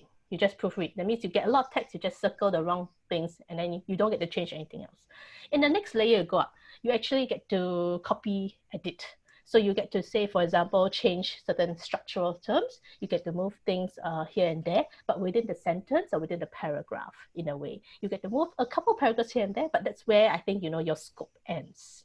So can you imagine if you feel really angry about something, but you can only change within the paragraphs or move the paragraphs around, you like get a bit angry, you know. So the other option then is to move the next section, which is the structural editor. So that's higher up the pyramid already. So the structural editor gets to play with the structure and move things around. And then above that structure, I mean, structure edit already tells you, like, you know, you can move everything here and there. But beyond that, you're right on top, which is actually the first point of editing, which I always think that people don't get to do in the earlier stages of their career last time. But today, I think because it's all together, you're expected to do everything from the top to the bottom. You are actually able to do all these things properly. So for example, so the top, for example, will be the editors who actually commission the idea in the writer. So for example, if I were to say I would like a book, I use the same example so it's easier to, you know, go back. Like, I feel like we need a book to teach children about money. Then the structure editor can then say, no, we want to make activity book, or no, we want to make it a prose book for parents. Then that decision then filters downwards to the next level, which is like, you know, the structure editor who, you know, a manuscript comes in from the author thinking that this is what I'm doing. And then the structure editor says, no, this part too difficult for kids, or this part not appealing to parents. Then you move it already, and then you get to mahjong everything around. Whereas then it then fits into the copywriting segment. So you get to actually then fulfill that purpose on top. And then lastly, proofreading is really just to make sure it's, you know, of top-notch quality. So let me just go to the next portion of this question, which is really, so that's how it works actually, the hierarchy. So the next question is really, you know, should you be copywriting? The answer is therefore, unfortunately or fortunately, you should be able to manage the entire process. Even if you're a copy editor stage, you should have a good, you should be working ideally with your higher ups to do the other bits or pieces. Or if, let's say, you're part of an organization already and you are only in that copy editing segment, and that's where you need to be doing and working. And yes, I think it's really, that bit is actually what trains you to be really good, because you're so angry, but yet you can only work within your limitations of that segment, you see. You can't say, I want you to change everything. Then the author has to rewrite everything. Then there's a really like a bit of an angry thing. So because you can only work within a segment, then you are trained to therefore make the best of that segment that you're able to handle. And so yes, you should be doing a lot of this at this period of time. But beyond that, I always remember, I think you should always try to ask if you could work at least with structural, and maybe even, you know, be at the onset of the commissioning stages. But a lot, I think interns will come in and then they will be actually in the middle of that means the commissioning has already been done, the concept has already been made. They're already telling you, I want to do it for parents, I don't care. I don't care about whether children can do it or not. It's for parents. Then you are forced to actually work with the author to make sure it is for parents, I think. Does it answer your question, Tina? Yeah, I think it does. Okay. And the next question is from Xing Yi. Xing Yi wrote a long paragraph. No, so Can I invite Xing Yi to read out her own question? Xing Yi, please, if you may. Okay, if she doesn't respond in you're muted. Yeah, so I wanted to ask, firstly, I think, Mindy, I really enjoyed your talk because you're very engaging. And I think your answer about difficulty in different models, the prescriptive and the instinctive models are very interesting as well. I think another way to quantify the difficulty levels would be Lexile levels. But I think my question is about Chinese language children books, because I realized that for Chinese language children books, some books are typically understood by a certain age group, but then the school syllabus is slightly different. So how do we make sure that we can measure or quantify it in that sense? Yeah. Okay, so you're asking that the school levels are actually different from the books that you have already written. Okay, yes, that is the age-old problem. That's why I think I mentioned that school levels are very differentiated. In the UK and US, obviously they have a very specific prescriptive, line of things they need to do. But at the same time, in Singapore, that prescription is a different prescription. So I think that's when the publisher or the editor needs to decide. So the publisher will decide, the editor will have to follow certain ways, but of course you have some say. But in general, you have to decide whether it's meant to be for schools. If it's meant to be for schools, unfortunately, you need to change a lot of the things to meet exactly what the schools want. Otherwise, you're not going to get into schools. If it's not meant for schools, then you can then change it to the age group that you actually want to sell it at. That's where you say we're going to the trade model. And then the irony is this, that sometimes the schools take it as supplementary reading. That means it won't be a reader that the school tells all children you have to read or, instantly, but they will say, oh, it's a fairly good book. I'm just going to, have it in the schools as supplementary reading. So you have to understand, do you want to be main reading or do you want to be supplementary reading? Main reading, you have to adhere to everything that they want. Supplementary reading, never mind, you just do what you think is great, because sometimes it's a gamble that works, I think. Yeah, I think what I was concerned about is that English, you can actually quantify it via Lexile levels and stuff like that. Correct. But is there a similar system or a model for Chinese? It's exactly the same model for Chinese, actually. Because we have a very strong, E has the education department has a very strong Chinese department. That's why this information is coming from that knowledge. So for example, you see 不不 and now, right?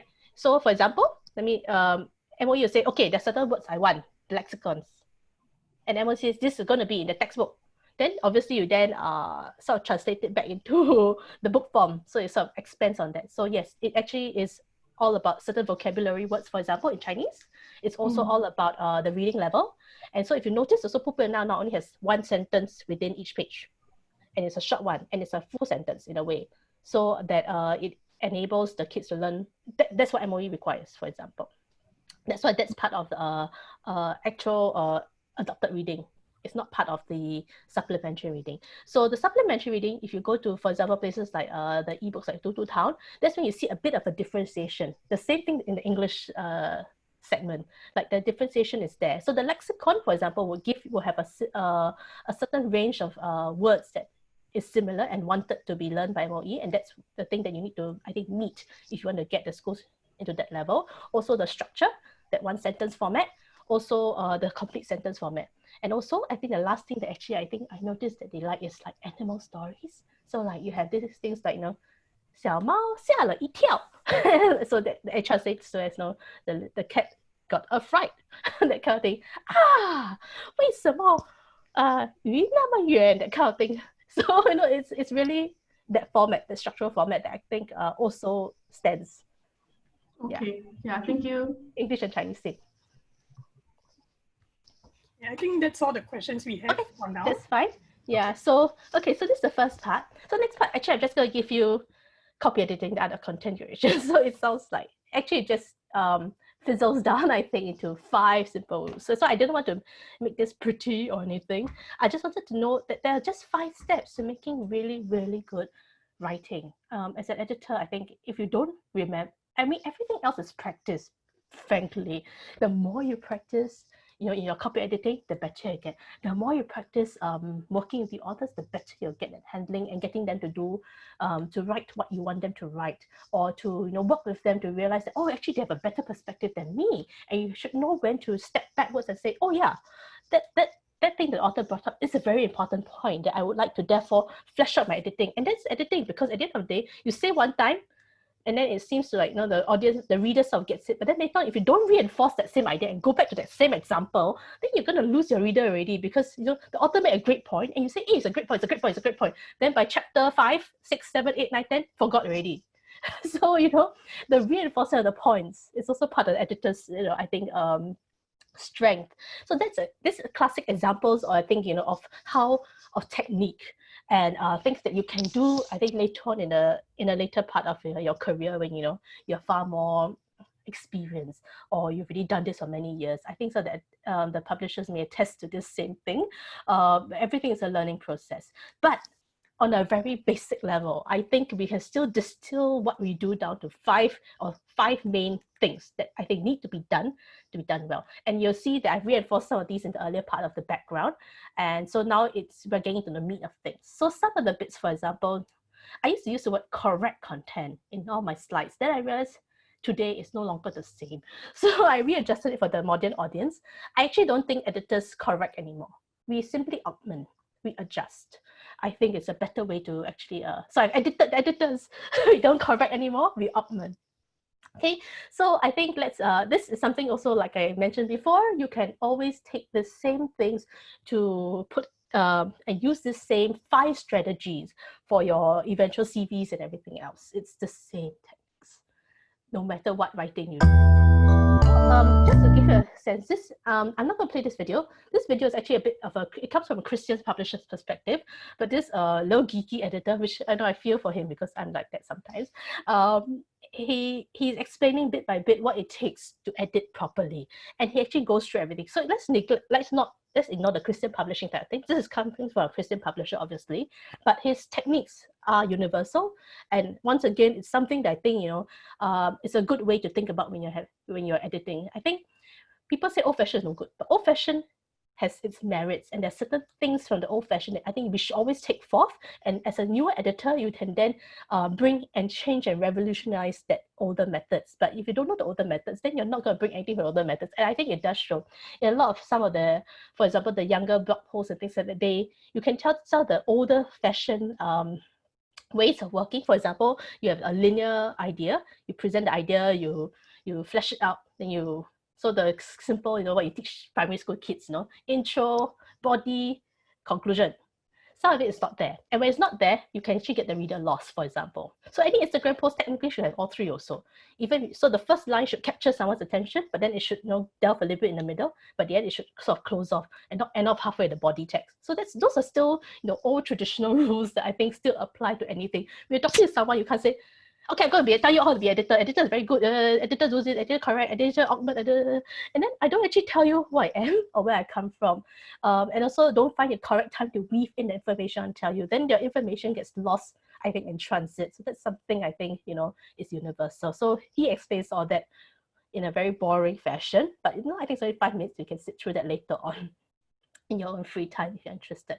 So the first thing I always say is after my mind, I come in, I'm like, the editor's in the house. And I pick up my, my little briefcase. I'm like, okay, what do we do now? But actually, it's not as cool. But in my mind, it looks like that lah. So first thing you always do wherever you're doing things is to assemble your tools. Okay, so what do you need for your editing? This will differ for every editor. If you're a house editor, you need things like a house style guide. If you're not an in-house editor, you may, and depending on how anal or how in-depth you are, you might want to use the manual styles and the manual guides. There's some other things I like Google Ngram. Sometimes we know at the end of the point where people are always debating and they don't know what to do, we go with usually what the most people use. So Ngram is actually a very fun thing to play. I won't go into all that. And also I think editors should embrace tech programs. Everybody says, but I'm better than the tech program. The fact is this, the tech program is meant to help you. It's not meant to compete with you. So everything is a tool, okay? And also, don't fight any of it. So second thing I think is very important is to know backstories. I won't go into the video anymore because I want to save time. I want to go into our exercise already. But then backstory is very important. So basically, I'll give you a nutshell of what this video is about. This video is actually about cookie dough. So I'll play a few seconds. And the author of Hello Cookie Dough. I grew up in the kitchen next to my mom, sneaking spoonfuls of cookie dough, and she would always tell me to be wary because you could get sick from eating raw cookie dough. But I didn't care. It was my absolute favorite thing, and I wanted to bring my favorite thing to the masses. So I wanted to find a way to make sure that it was safe to eat and bakeable and give you the option of doing whatever makes you happy with your cookie dough. Okay, so that's basically a backstory, correct? So now it's in a video form, so very good. It tells you exactly what she wants. But actually, as an editor, if you're not in this video, if you're not privy to all this, you wouldn't be editing correctly. When you actually get this book, you're going to say, huh, cookie dough, so funny. So then you won't actually be able to work with it properly. When you actually, I think, as editor, establish, therefore, why the author actually wrote this. What's the messaging of this book? So she's saying, for example, that cookie dough is edible. It can be eaten safely. After all, it's a big fault. It's just a matter of baking it or not baking it. She's saying that her methods have actually enabled you to eat it safely in, I think, quantity level as well. So that's an important point to note. Instead of saying, you know what, you should actually have it maybe some baked, some not. So those are things that informs your editorial expectations. So, but no, but I'm saying that you can eat cookie dough. So my whole book is cookie dough only. So that kind of thing, you need to actually talk to the author. And I always suggest one quick thing, which is to always meet the author at least, or chat with them about it. You actually then later have to, I think, budget and then plan the launch, expand the reach later on. Depending, that means expand the reach of the book. I think we've delved into quite a bit of that. So maybe no need to talk about that anymore. So part of the backstory then. Therefore, it comes with building the audience. Okay, this is what our exercise is based on. I'll make you tailor information to the audience, and it's just a fun, playful thing. But really, basically, I think we talked about this a few times. Whether you are doing money smart for children, or for parents, or for merely maybe the business investment reader, who obviously already has investment techniques and wants to know how to tailor that to make children even better. So like stock market for the young, that kind of thing. So have to know your audience. Yeah. So also try to establish secondary markets on top of the first market. Knowing how much to pay will actually explain to you what kind of book you need to create and the kind of tone. And more importantly, you also need to be better than the competition, always. Or different. That means you're offering something that the competition already has. You're writing on a very famous technique, maybe like Marie Kondo. You're talking about how to do it in Asian style. So not just Asian, but I mean how to do it Singaporean style Marie Kondo. Especially if you're like, we Marie Kondo every day. Have you seen the Karangoni?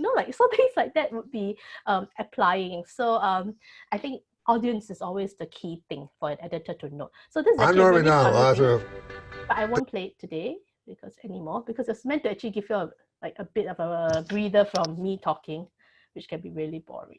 So now, unfortunately, also it comes with the most boring portion of our segment. So I'm going to actually skim through this very quickly and just bring up the topic, which is really communication. I think communication. I repeat this so many times in this entire sequence. I know you're bored of saying that, but I think if there's nothing else I can stress more, it's all about communication. Whether it's communication via reading a book, or it's communication by reading a Facebook post on social media, or it's communication even by TikTok, it's also communication.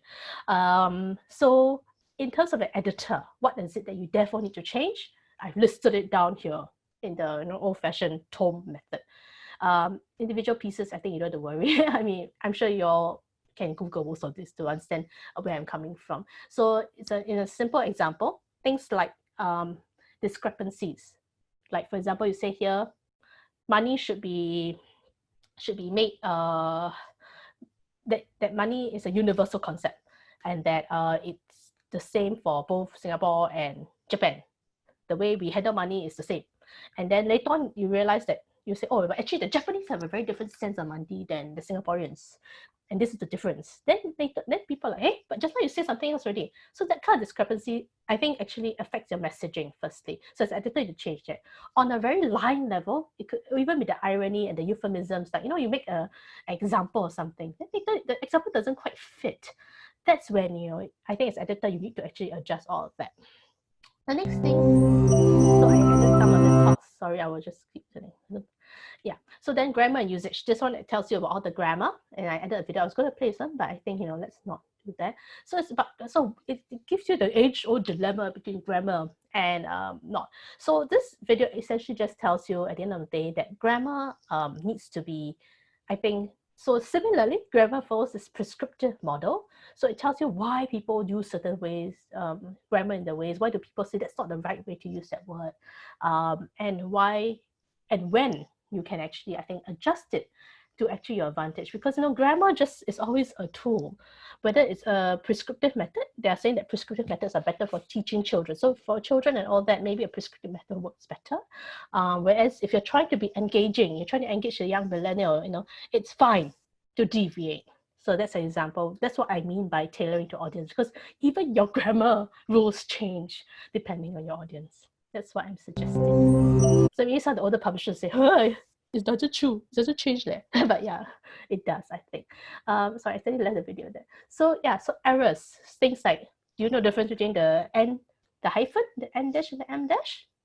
So, using it in the correct context can show like, see, I know one. It's just that I decided to choose something else. So some of these are just obvious errors that you might want to change. Some of them, so that just makes you, I think, make the content clearer. And of course, it makes you an authoritative figure. If the author leaves these in, people might think that, that he's not as authoritative as he is, because it's just one simple little errand, comma or errand dash, and then, he gets, his name takes a hit because of that. That's really not worth it. So that's why the editor is there to always make the author look better, because really no one looks up the name of the editor in whatever they're doing. And I think very importantly, editors must also do this last part, which is presentation. How you present the content is very important as well. So the last part, so presentation, like anything, like, it has to make sense, whether the lines are here and lines there. So reader, this is the last part, which I think is always the most important actually at the end of the exercise of everything. You've done all that work already. You talked to the author, like, you changed everything, you made everything, sweet. You've actually done it in a perfect order. It's now this gorgeous piece of, and then you realize that you never read it like a beta reader. So if you don't do that, you don't actually capture the last bit, which is you don't close that loop, where you become the reader, and then you realize, oh, hang on, maybe the reader needs something else here. So that's when it informs you in the last part of that, that messaging process. So it's almost like now, you put it in the envelope and you seal it, you give it away already. And then you're like, okay, it's ready. So I think we'll not take questions at this point. We will go straight into the activity, and then I also will downplay this activity a little bit because we have a fairly big audience group. Basically, activity is that I wanted to take up two popular books that everybody I think would know about or of, and I want you to just simply, so I've given you all the blurbs here so that y'all can play with it. But really, I just want you to describe the book in 50 words to these different people. And I think, to simplify this, I wanted to ask, do y'all still want to break up the groups and do this? Or do you want to, how are we going for time, SBPA? Do we need to shorten this? Do I have a hard time to finish? Or, can we take a little bit more time to do this activity? So depending on that, we'll change things up a little bit. Thanks, Mindy. We have actually a lot of time because right now it's only 10:48. So we have all the way to like 12 to 12:30 is fine with us. Okay. So you, but because you said mine to 11 o'clock. Yeah, because you are the last speaker, so we don't have anyone else after okay, you. Okay, yeah, so so you it's like rushing through. Enjoy your presentations. Thank you. How about all the kids? Are you bored of me already? I mean, are you all okay to do an activity together? I think it'll be really fun because if you look at the activity, you get to just describe the book to these different people. And of course, hopefully when you edit your work, it's also good grammar rules lah. But if no good grammar rules, never mind. This is only an introduction to everything. All right, thank you for all the hands up there. At least I know whether you're one or don't want. Because you're the one, don't force your, like, she keeps going on and on. It's a Friday.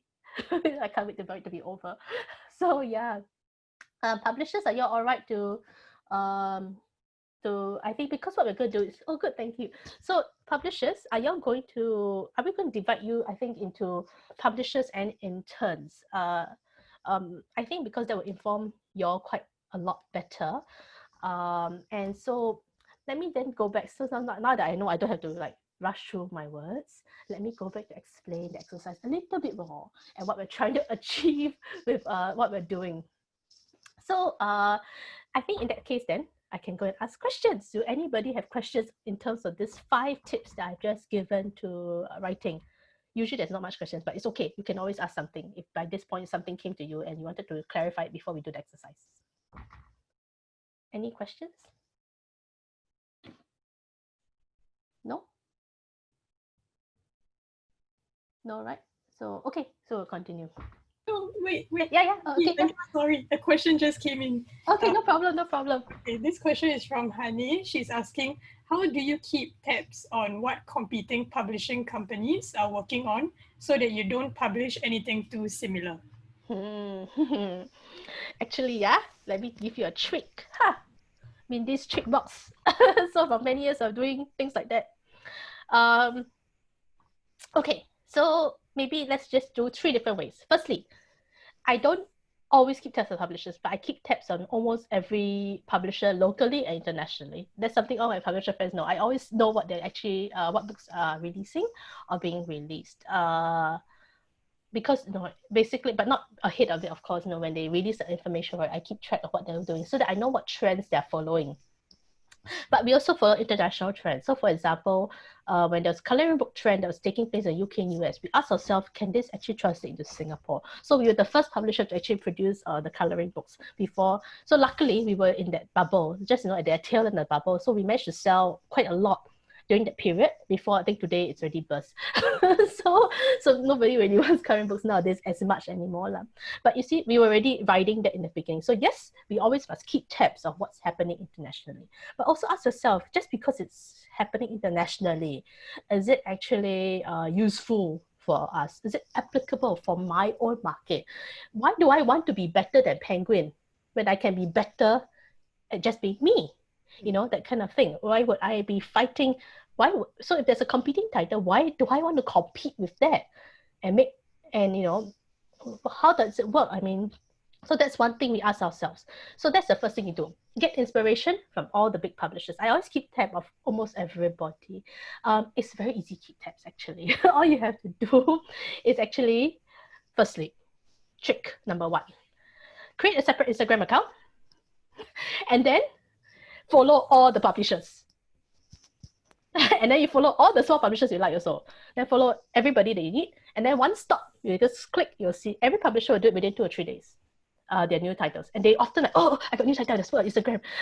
So they will definitely have your Instagram. You don't have to think so hard, you just have to scroll through.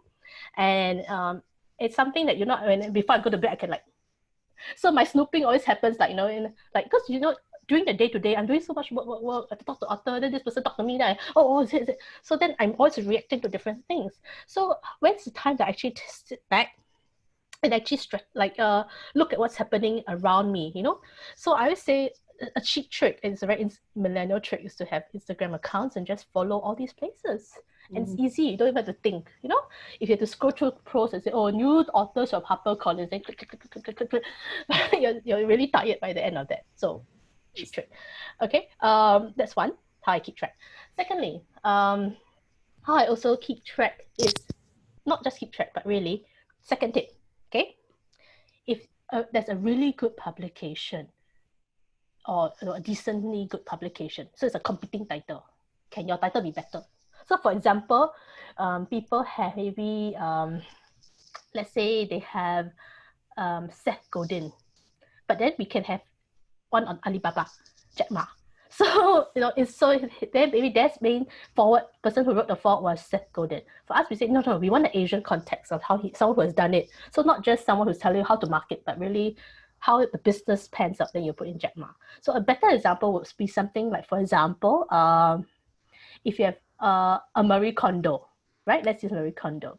So there's Marie Kondo, but then you think that, I can actually have a better person than Marie Kondo. Marie Kondo is this whole mindfulness part that I think people might not like, as compared to people who want to do the clearing. So in a way, you're choosing authors that are better than the first one.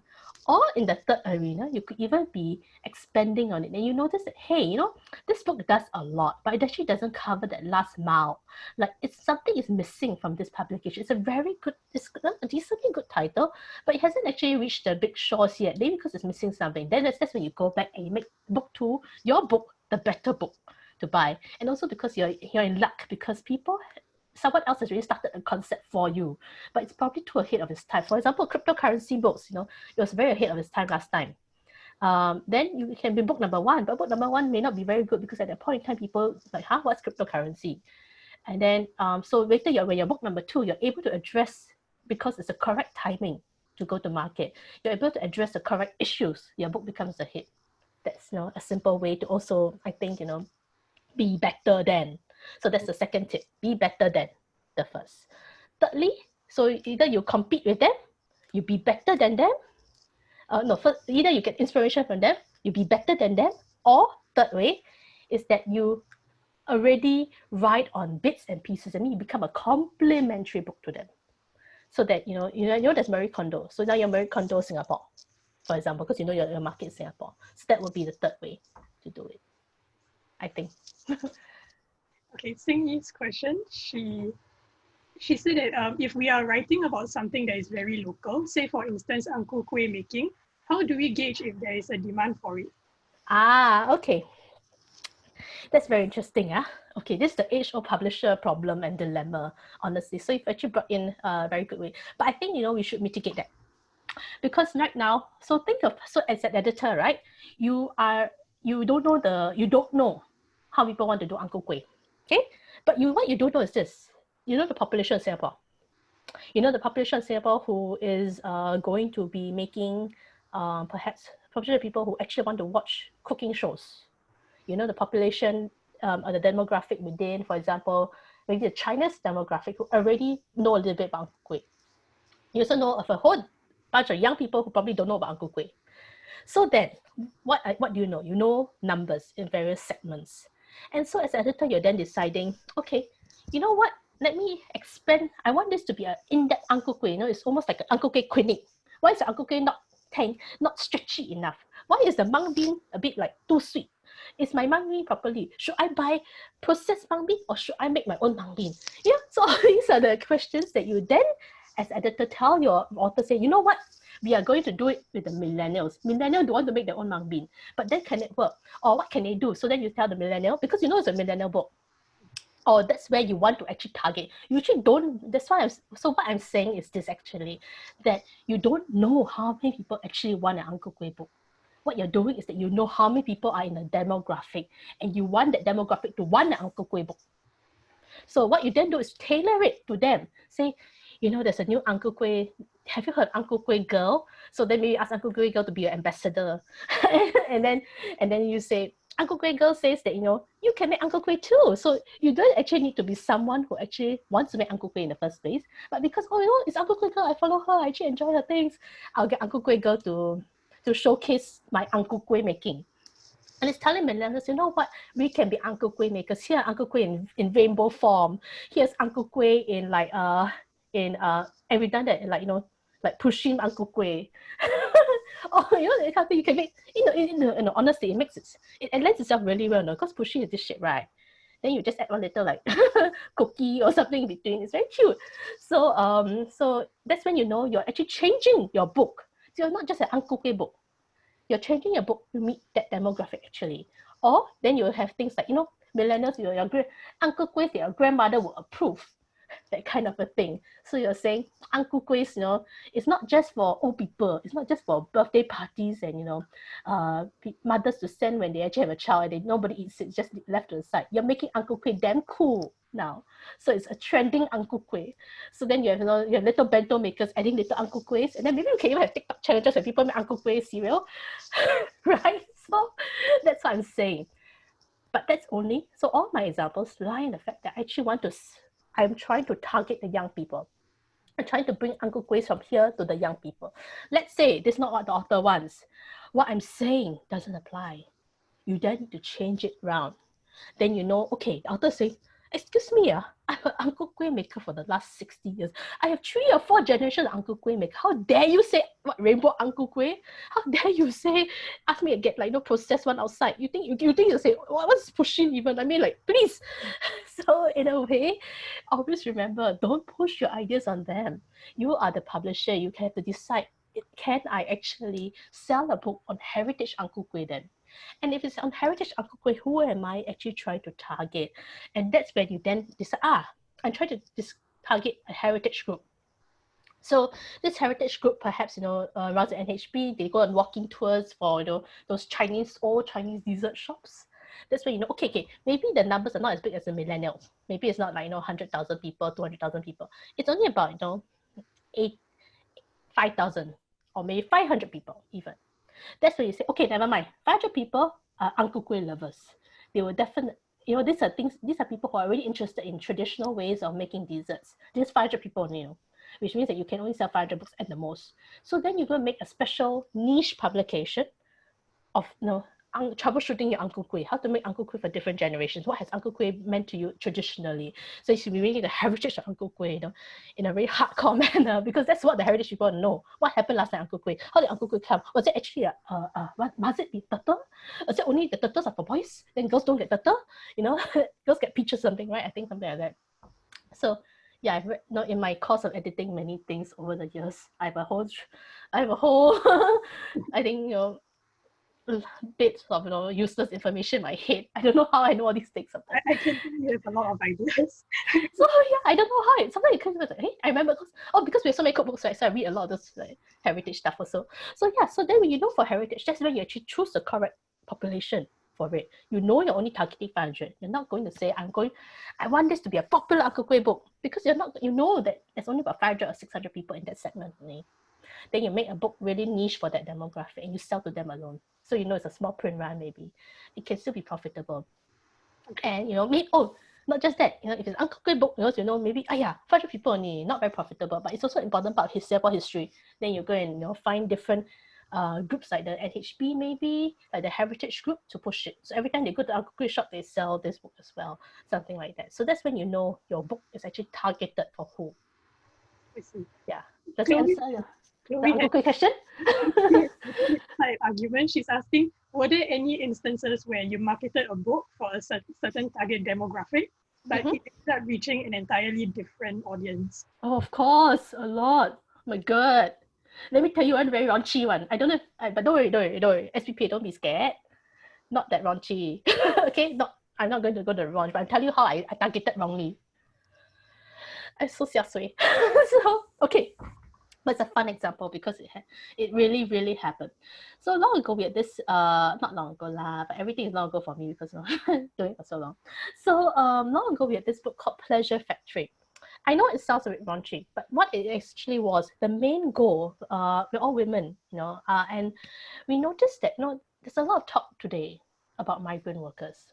There's a lot of talk about, I think, expatriates. There's a lot of talk about, I think, what we call, you know, the domestic helpers.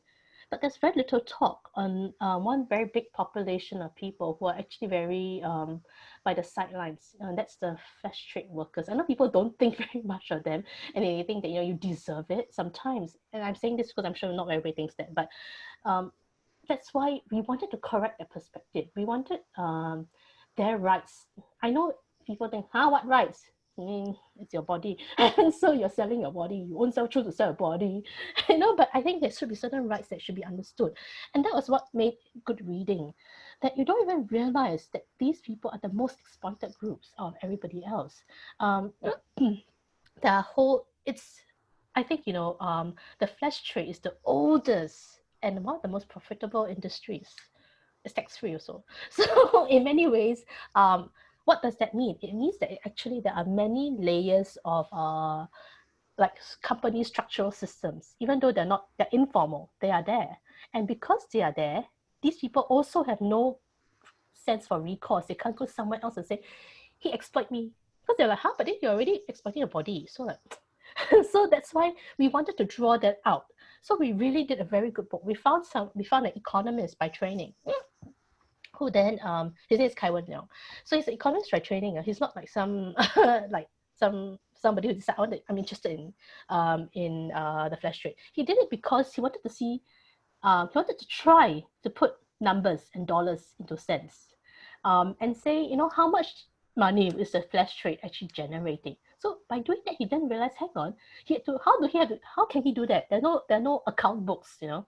There are no account books that you're privy to, that I think, you know, the pimps will set up to you. And who's the big boss of all this? Are there like, is it like, how's it run? You don't really know. This whole vice situation. So he wanted to try it out.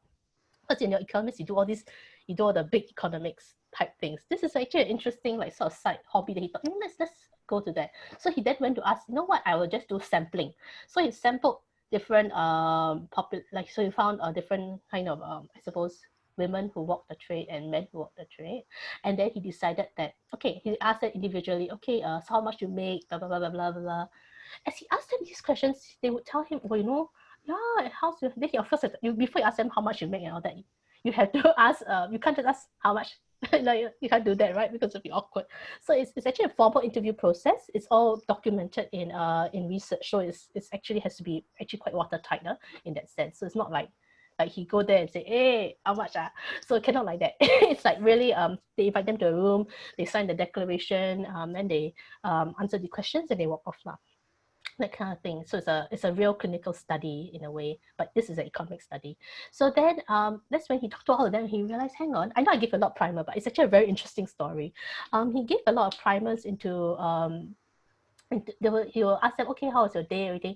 That's when he heard the real stories behind this, and it's incredibly painful. It was the most and even I was really shocked by all of that, because in your mind you already have certain impressions that, you know, naturally, even if you try to be as open-minded, you have certain things. I mean, how much do people know about the flash trade? Unless maybe, yeah, but then, you know, how much would people know? I mean, can we credibly posit a certain amount or number, or what their lives, what's the life of a prostitute in Singapore? I mean, what's the average day like? Do anybody know? You know the average life of a Grab driver, but you don't really know what a prostitute does and how she lives her life. So in way then, that was a very interesting topic for me. So we really wanted to pull out, actually, at the heart of this messaging was to pull out the brutality of exploitation that was happening to them. We were really hoping it would reach the groups of women, you know, women groups who would then come in and maybe insidiously, maybe not openly, but insidiously help all these, I think, the exploited women, because then at least they will have a place to go back to and find recourse. And I think today it has happened. There's a lot more groups that help this little spectrum of women in a very informal way. But in the past, it wasn't. So that was our goal.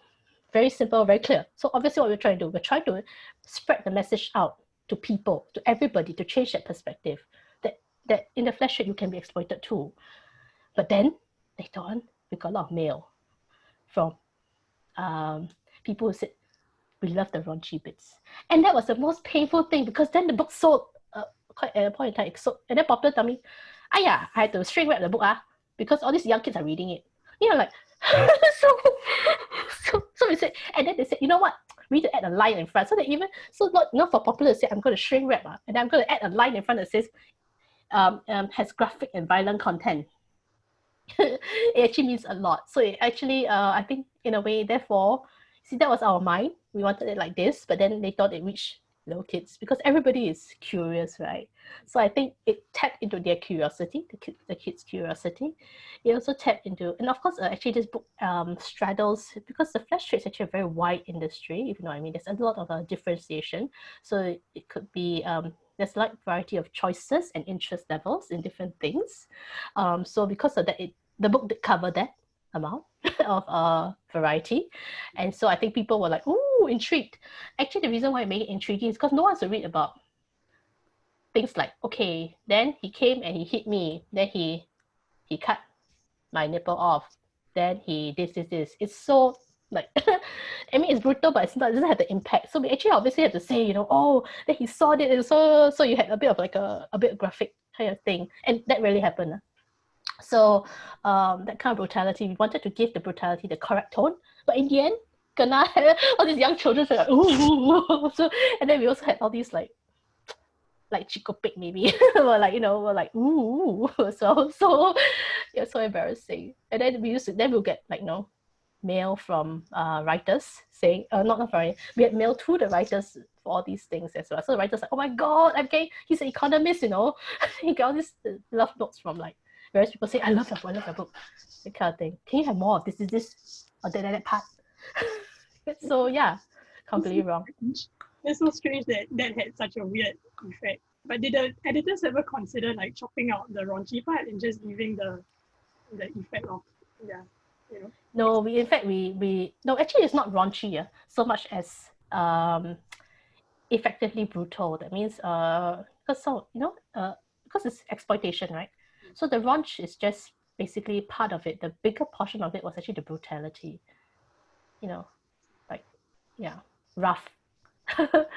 Rough bits, yeah. I'm glad that the book actually had an audience, but maybe not the intended audience. Exactly. So yeah, completely wrong. But you see, editors, they're very pure though. So. Okay, I think that's all the questions we have for now. Oh yeah, Singy wants to say that she'll buy your Uncle Hui book. Yeah, yeah, that's good. Does she want millennial one or heritage one? I got a lot of heritage one, but I prefer millennial one. Okay, I think that's all the questions we have for now. So I'm taking it, I think a bit slower now because we don't really have to rush. And I do any of you have to rush off anywhere else? Not really, right? So okay, if you need to rush off, don't worry, just exit. Don't have to. There's no issue at all. If you want to stay, I think we'll have a very fun session with each other this time, not just me. And we will be able to talk about, I think, this exercise. So the exercise actually, I feel it's quite fun, but maybe not so fun for other people, but never mind. Let's just give it a go. I think sometimes it's what you make of the exercise. I chose two novels, two very famous stories, not novels, famous books that sold really, really well. I think one of it is a bit fun, like Crazy Rich Asians. Another one is When Breath Becomes Air, which has a bit more of a, I think, somber note. So, but also I think incredibly popular. So I've actually added the current blurbs to give you a sense of what the books are about. But I think most of us already know. And because after this, what's going to happen? So this is how we're going to work this out. We're going to split you into groups, and we'll let you discuss the questions that I will be flashing later. But in any point in time, because the questions are actually quite basic, you could be Googling up online, on what Crazy Rich Asians are about, or what When Breath Becomes Air is about, and you'll pull up bits that actually I think make sense to you. And the questions will actually just be simply this. Describe the book in 50 words to the following people. Because this is the kind of exercise you can do in like 20 minutes. Don't have to do editorial work. So last time in our courses, we used to sit down and do like, I'll give you a paragraph, then you cut out, you adjust your grammar. But no one really wants that anymore. And anyway, some of it word check already cover for you.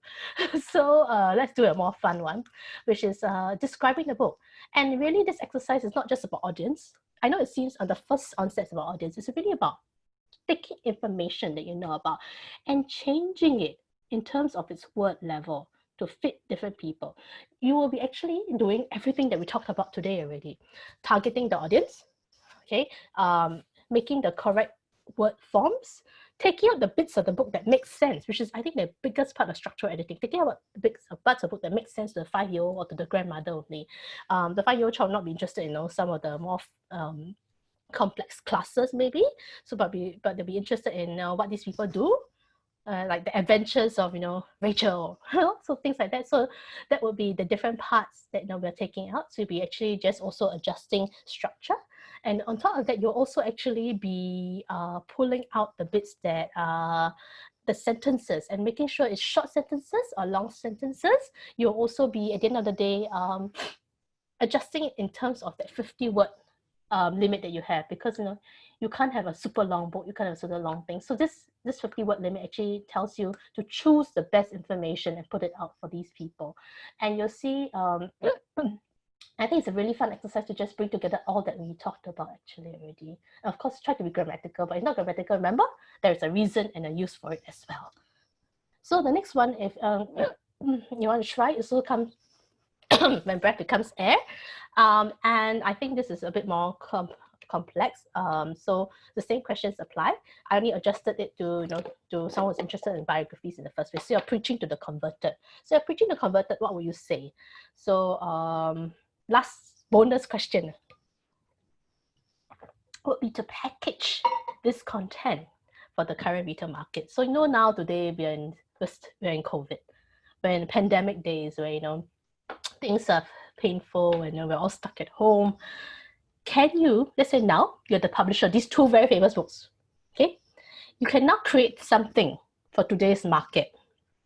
What kind of editorial decisions will you make there as well? Because I think, this is a fun thing to also think about. Today you're also publisher, you're not just editor. You want to be editor, yeah, that's great. This is all the things you can do to be a great editor.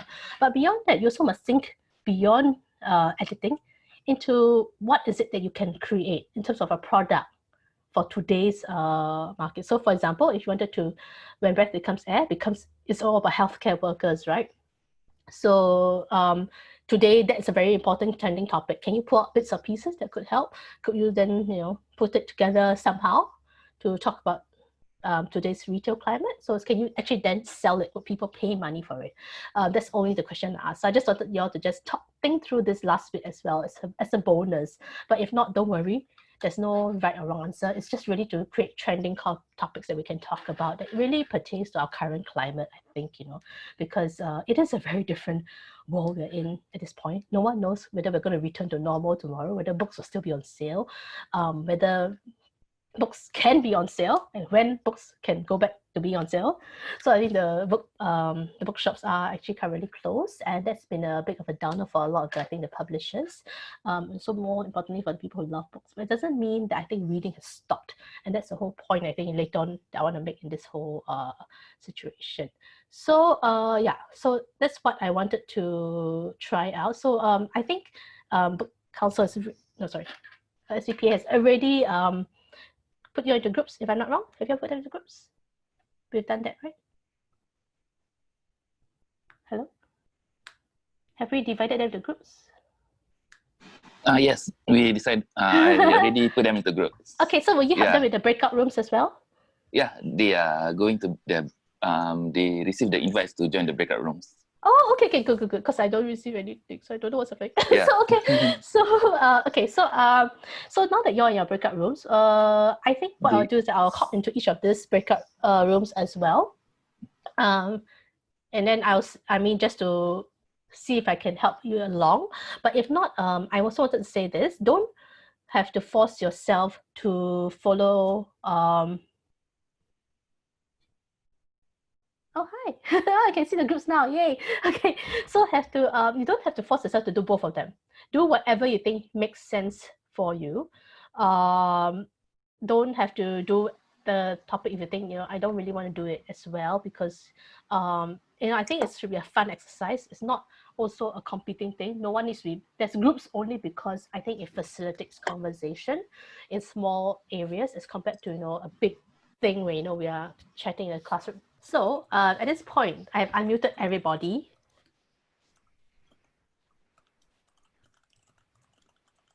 And anybody who wants to show their face can show if you want to. So this is, I think, the point where we should all come together like a classroom of sorts, but not classroom because I don't really like the idea of classroom. I think more like, a big discussion group of people chatting about things that they like. And I won't be sharing any pages. So in a way, I want us to all be able to see each other. So then we could have, I think, like a fun discussion, and we all just chat with each other. Or of course, if you want to use the type function as well, we will use that. Yeah, so sorry to pull you all out of your rooms, but I thought we better, get the next stage.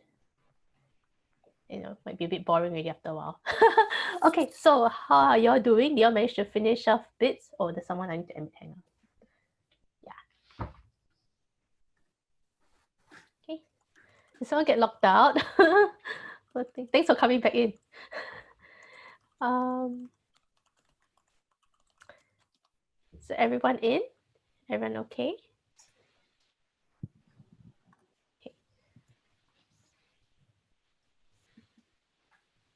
Okay, so I muted all of you, so you can all speak. So what we're going to do at this point is to just quickly present what we have talked about. I think let's start with actually group. I think let's do group 2, then group 1, then group 3. Okay? Because I think that might be an interesting way to go. So can we start with group 2? Can the person with the Google Sheet, I think, because I don't really want to share it, but so you can either read it out or I think, should we read it out? Should you all see the text? I think let's read it out first, okay? And bearing in mind that this is actually how it will be like on the print format. But I really wanted you all to speak about this actually. And hopefully that will be a bit more fun than the entire time me just talking, looking at PowerPoint slides. Well, the person for group 3, could someone from group 2, present? Hello? Can you hear me? Group 2, right? Yeah. Oh, I think I'm group 2. I forgot my number, but I remember seeing group 2. If I'm not wrong, please correct me if I'm wrong. I think you're group 2. I think I'm group 2, right? Okay, I'll just copy paste what you wrote into the group chat. Yes, I think it's a good way because you want to sort of have this more like interactive kind of thing. Otherwise, we'll all just be. It won't really be a discussion. That's true. Okay, so we focus on our target demographic is grandmothers. So we were thinking. Okay, I'll just read it out for you first. Okay, Crazy Rich see already. Yeah. is a family drama or soap opera which explores the narrative of a young college professor who learns to overcome and eventually win the affection of her judgmental and overprotective mother-in-law. Okay. So we were thinking that maybe grandmothers are more interested in the romance dimension and also the fact that they are overcoming the prejudices that their mother-in-laws might have about them. So that's what we're focusing on. That's good. You see, that's the whole point because mother-in-law, grandmother very interested in whether it's a good daughter-in-law or not. So yeah. So that's what we did. So any others? Do you try any other demographics or? We tried tackling the chick lit demographic. Mm-hmm. But please excuse the bad English and just. No, don't worry. I know it's editorial, but actually I think that one can be adjusted over time. Honestly. So this is what we wrote. College professor Rachel Chu finds herself in an unfamiliar and inexpensive lifestyle when she finds out her boyfriend Nick Young is from a crazy rich family from Singapore. Rachel learns to fight for her love as she challenges social prejudices when she crash lands on an insular society. Wow, I love it. You know why I use the word crash land? Yeah. So it's a very good trending topic. So that's perfect. So you really want to actually those are the hooks, correct? I mean exactly what I'm saying. Why would crash land actually make any sense even to anybody like before crash landing on you? So in a way that has completely brought in an extra nuance, an extra profile, and correct, it's exactly the same demographic for people who watch Crash Landing would probably be wanting to read a chick lit title as well. So that's what we mean by editorial. See, and what you've done here in these 2 pieces is really just bring that out. Do you have any others, or should we continue talking about this first? Or that's all we have. That's fine. No worries. You can just do whatever you can in that period of time. Because I think sometimes I just want to jumpstart conversations between you and your teammates as well. And then you can have a laugh about it. And I think, but this exercise, the fact that you have 2 already, enables you to see where we're coming from. You've chosen things like college professor because every chick lit title starts with what the person what the person does because you need like a high level. You don't want to know so like poor student so and so meets high flying banker Nick Young, that kind of thing. So that's always a kind of, I think, the style that you've gone for. So structurally, I can see that. And it always starts with a name. And then it must be unfamiliar, expensive lifestyles. So it's something that young girl gets propelled into this new normal. So that's also another thing that I think, the hooks that would interest a chick lit lover. And then she needs to, most importantly, fight for her love, which is what every chick lit title is about, that true love happens and will save the day. So that feel good, I think, portion is there. And also when you go back to the grandmother, I think that's really, really, you can see even the structure that you've chosen. It starts with the title, because grandmother need to explain what is a title. So it's like Crazy Rich Asians is a family drama, and all grandmothers know drama one. They know Channel 5, Channel 8, they know all these things. So to them, you're like, so instantly you've got that I think that hook as well. And you can see the structure of your sentences. She learns to overcome and win the affection of judgmental mother-in-law. So overcoming is something that a lot, like this resilience is something that's very big for that demographic, because they also went through a very, very hard period in Singapore. So you've obviously tailored it to their taste, and also the sentence structure where, it's all about pleasing, that filial piety has also come in. So Asian values are also there. So in a way, if you can see what I mean, you've actually done all that just by being an editor. You've taken something, you've adjusted it to meet the correct profile. So yeah, very, very well done. Anybody want to say anything? No? Okay. So can we go to the next group? I chose the third group because they're a bit younger. So I thought, let's see what all the younger groups have to say. They're usually very cool. So let's go to the first group with, I think, Group 1. Yeah, group 1. Yes. Yeah. We actually did the workload. So for me, I'm sharing about top academic. I'll put do I put my work in the chat group? Yes, please. Yeah, I think that's a better way. Then we can also see each other and chat about it. Okay. It's Crazy Rich Asians, glamorizing of Asians' lifestyles and the ostentatious abundance in the media portrayal sheds light on unrealistic cultural expectations imposed on Asians. The book problematizes the cultural diaspora in conjunction with shifting gender expectations, cultural background, and income inequality. Wow, fantastic. That's exactly what academic will be wanting to look at. They obviously, glamorizing Asian lifestyle. There's a class situation, it's gender expectations, inequalities. And not just that, you also have the quote marks, ostentatious abundance. So yeah, perfect. I mean, so that's exactly how you see the same thing that we've done. If we're talking about this book, we already also have the grandmother and, and the chick lit lover above. And then below you have the academic. So that's quite interesting, right? Because you actually have, let me see, why am I binging? Let me see. No, everything's okay. Yeah.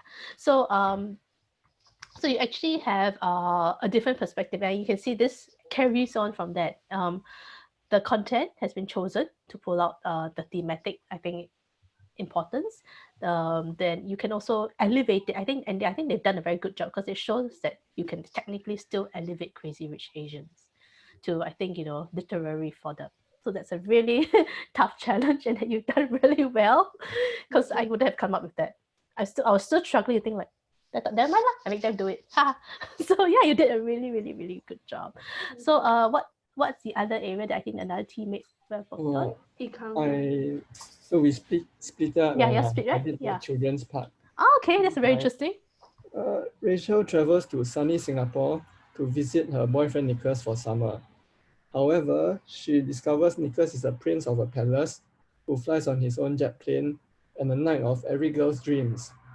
Soon, she has to struggle with dark forces following her every move. Wow, I'm not very really good. a writer, so I tried my best. No, it's very good. It's very good. And that's the whole point. You don't have to be a writer to be an editor, because you see, that's what I was trying to prove, that even if the writing is actually very good, honestly, but then even if people who tell themselves they're not writers, you don't actually need to be a fantastic writer. All that is just training. You just need to be able to translate the information to the person. That's all. So that's what a role of editor does. And I think that's very good, because he uses all the markers. So the girl's name is Rachel. She's not Rachel, college professor. She's not, the kid doesn't care about all that. She just wants to visit her boyfriend, or Nicholas, right? And for summer, because kids like season, they teach about season. However, he's also a prince. Then kids like, prince, I know. So they're very cute. And then he travels on his own plane. So every kid knows about a plane as well. So do the kids know if you can actually travel on a plane, that's like a pretty amazing and big deal. And then he has dark forces. So now there are bad guys coming. So I think, yeah, it's just exactly what, it is.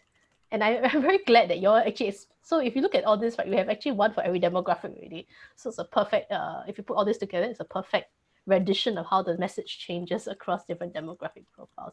Was there anybody else in this group as well? Yeah, me, Mindy. Yeah, you also did. Yeah, I did for grandmothers. I can put in the chat group now. Okay. So very mindful of time, don't worry. We'll take about 5 more minutes, okay? For the last group as well. Yeah. So, I mean, yeah, I got your earlier point about the drama, and I focus more on the family, extended family dynamic rather than the mother-in-law and daughter-in-law dynamic. So exactly, you can focus on anything you think. It's more towards the whole like interaction with extended family, coming back from abroad, then all these misunderstandings and all this drama.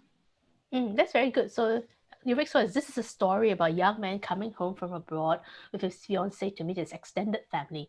There will be lots of family drama and intrigue as the new couple interacts with the extended family.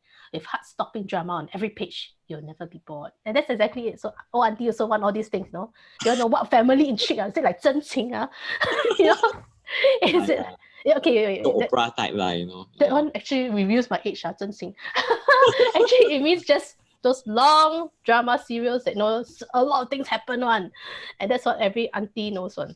So I think, so that's actually those Hong Kong drama serials that like 60 episodes and a lot of things happen. Taiwanese will be like 1,000. Oh, is it? Yeah. So Hong Kong is actually quite short already and fast paced.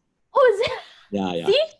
So he actually found a complementary hook to this, to say that heavily drama and intrigue. I think that's the whole point of this. Anybody else from this group? No, that's all. Right? Yeah. Okay, so let's proceed to the last one, the young dynamic group. I think is usually very fun. Hello guys. Actually, just on during our discussion, we didn't know how to access the Go doc actually. So, but and we were discussing actually. We were looking at like how we could like push creative applications to either like professors or like people who can in universities or even students, because like because we're talking about like how like for the book it's a like some people might say that it's a trashy kind of book, and when they saw a movie, some students I remember like some students didn't really like how the movie portrayed Singapore. Yeah, and so like we were thinking like, okay, so how should people in universities, like how could we make them like care about this particular book? And we think like, well, the book, although it's dramatic, like it does go into like social issues, and not social issues, but like issues that Singapore kind of has sometimes. Like the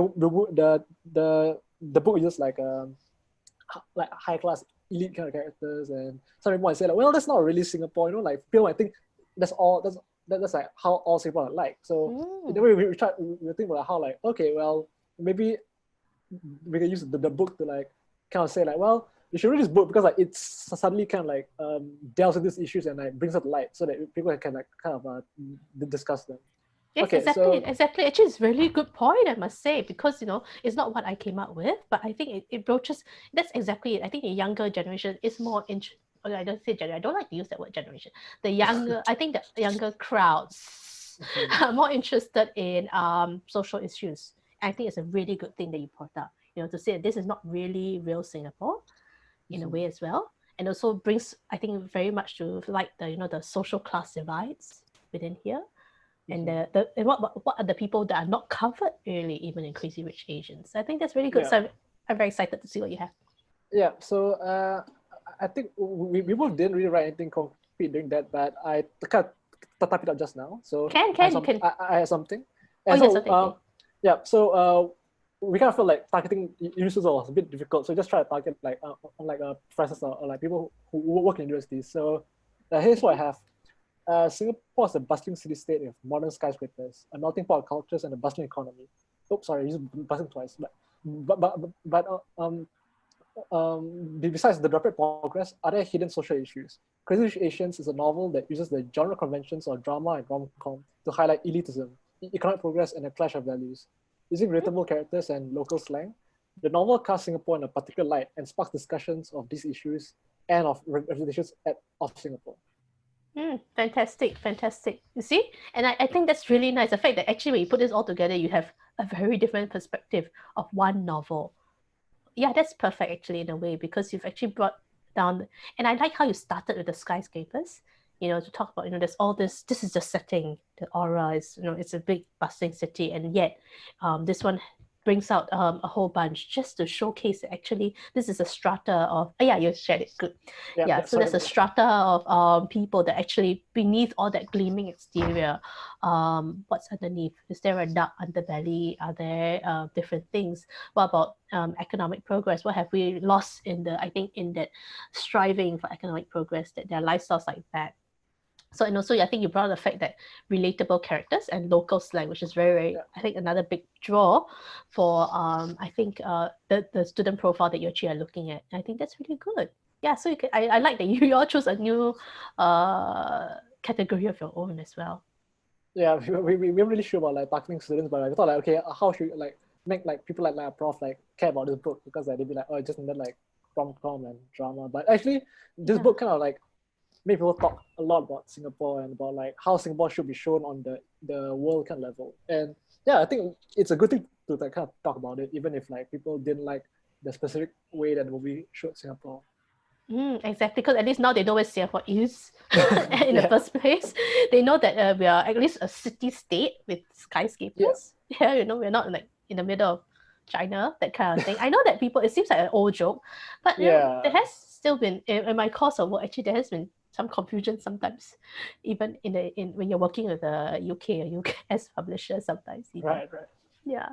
So good. Is there anybody else want to present from this group? Or add any comments? Nope. Okay. So yeah, so that's actually all I actually have for today. Thank you everybody for coming by. Before we end off, I wanted to ask if there's any final questions, because now we're all in a way a face-to-face kind of discussion. I wanted to only leave you all with, I think, there's a group 4? Where? Sorry, I didn't know there's a group 4. Who's group 4? Hello. I missed going to that record room because I only had 3 on my screen. Oh my god, no wonder I was thinking so sorry. Okay, wait. So group 4. Sorry, y'all didn't have anything from me. So can you let me know what you worked on?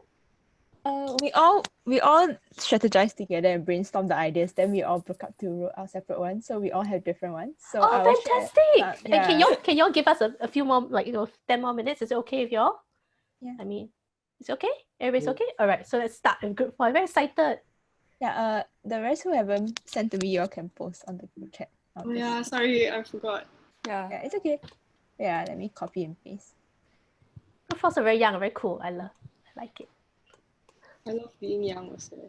Yeah, I hate that y'all are young. How come I cannot send?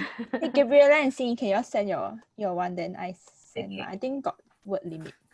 Yeah, okay, sure. Or you can break into 2 parts also lah. Just say part 1, then part 2 also can. Nice. Okay, so shall we start with? Did I pronounce it as honey? Honey? It's Hanai. Sorry? Hanai. Hanai? Hanai? Okay, like Japanese. I have a friend named Sanai. Yeah. N-A-E. Okay, so Hanai, right? Yeah. Is it Japanese in its origin? Oh, really? Oh, okay, really nice. Yeah. What does it mean? Conundrum. Huh? What does it mean? Because Sanai actually means little rice grain. No. Hanai, my kanji is flower picture. Ah, okay. Very cute. It's very cute. Okay. Yeah. So Sanai actually means little rice, I think, shoot or something like that. Like little rice grain, shoot. Yeah, yeah. Okay, nice. So okay, so mine is for the top academic. I guess my tone is a bit more laid back than the other one. No problem. Rachel, an accomplished professor of economics and game theory, falls in love with Nick, a fellow academic at NYU. They may receive equal pay, but as it turns out, they're from two different worlds. Nick is of the finest pedigree, having learned to toddle in gem-encrusted baby shoes back in Singapore. This hilarious and sobering work of satire dares to explore, in an age of growing inequality and socio-economic, how and why the crazy rich get crazy richer.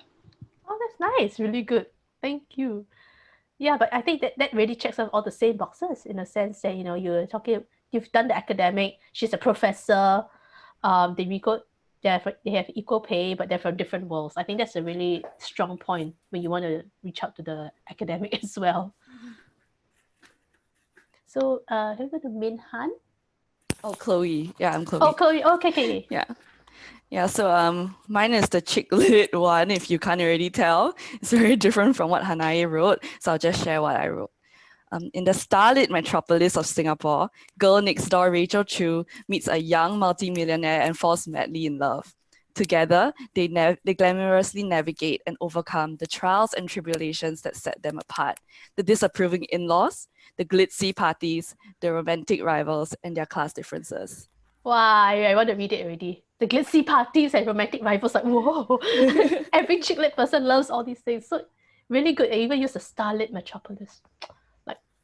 Like it's this romantic banner. Then there's these two little people there wanting to fall in love. That's really good. I think it really shows through across on the poster as well.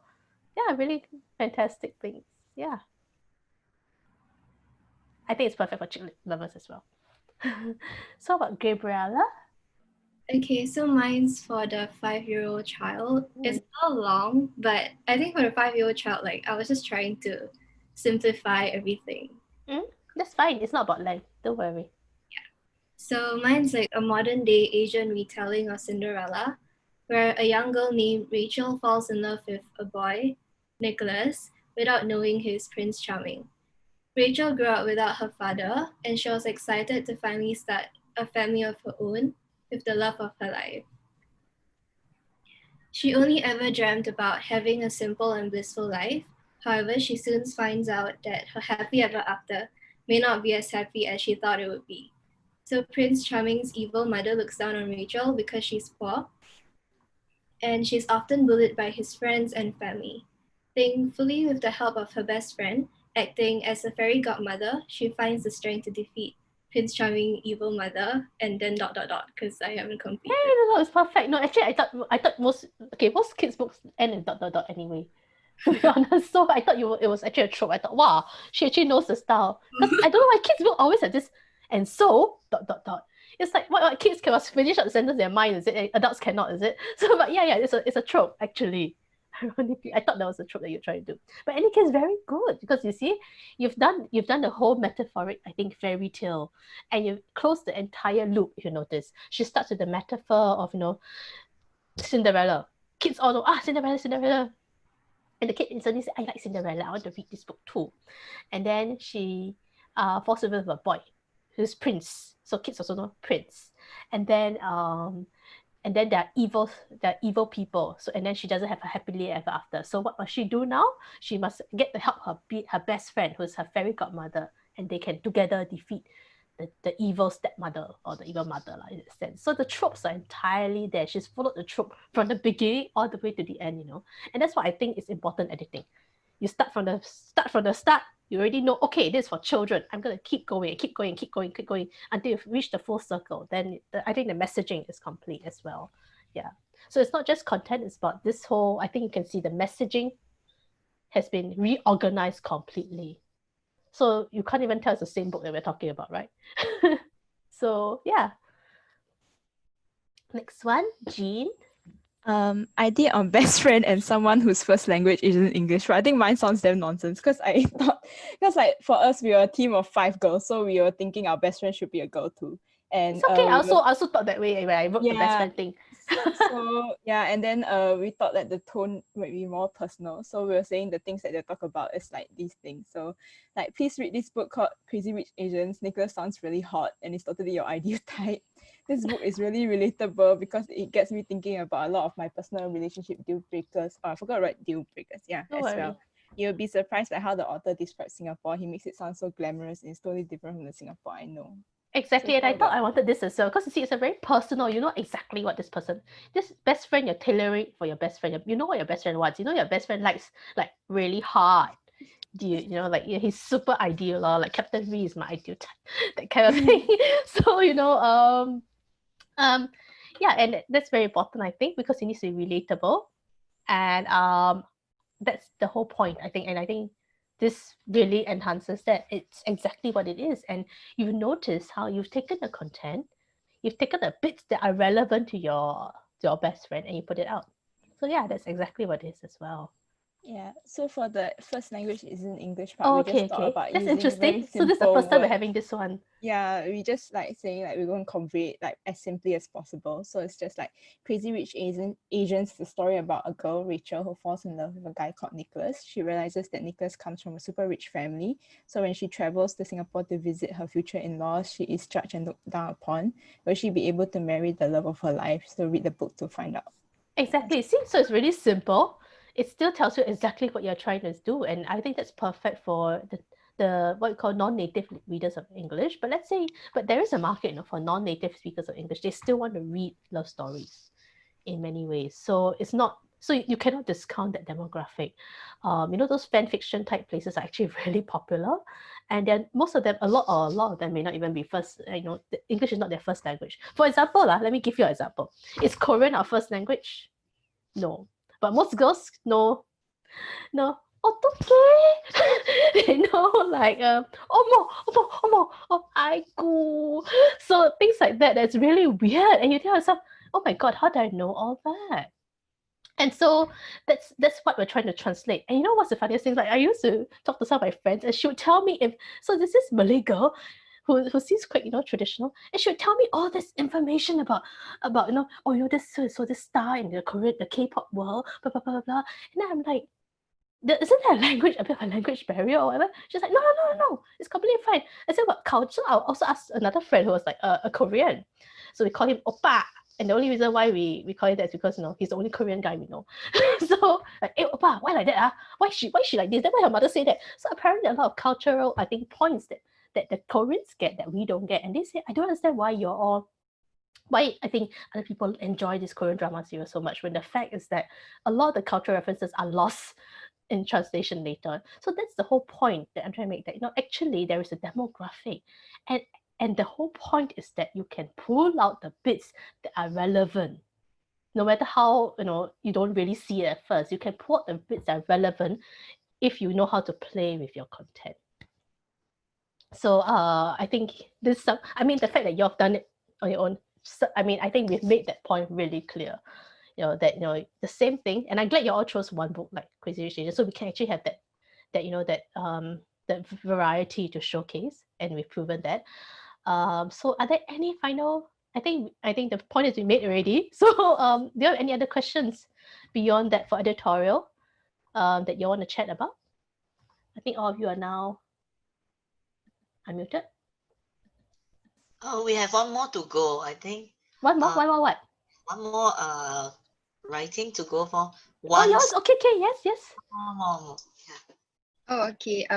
So it's about the grandmother as a target audience. Sorry, I realized there's 2 CDs now. Yeah, there is. I keep thinking there's one. Okay, so sorry. That's why I thought, yeah, correct. It's okay. It's all right. Yeah. So just to share the grandmother part, I'll just read my part out. So this story is set in the context of Singapore, where Rachel Chu, the main female character, accompanied her boyfriend, Nick, to his best friend's wedding. However, she was not aware of the extremely wealthy family Nick came from and faced disapproval from his mother. And then she had to juggle between love and conflict with her future mother-in-law, which was presented in a famous mahjong scene where they had a silent face-off on the mahjong table. Yeah, so like the main focus is to let the grandma know that there's like mahjong involved, and there's also like a mother-in-law conflict. Yeah, so I think that's what appeals to them more. Yeah. Yes, and I think I really like the fact that you put up the mahjong scene, because there was like a central like power play, and so and then I think most grandmothers will understand the whole power play, dong fang already, that kind of thing. So I actually think, so that's a really good part to pull out as well. So you see, you've chosen out the entire context the scene that you know would be a hook to the grandmother. And I think that's really good as well. Thank you.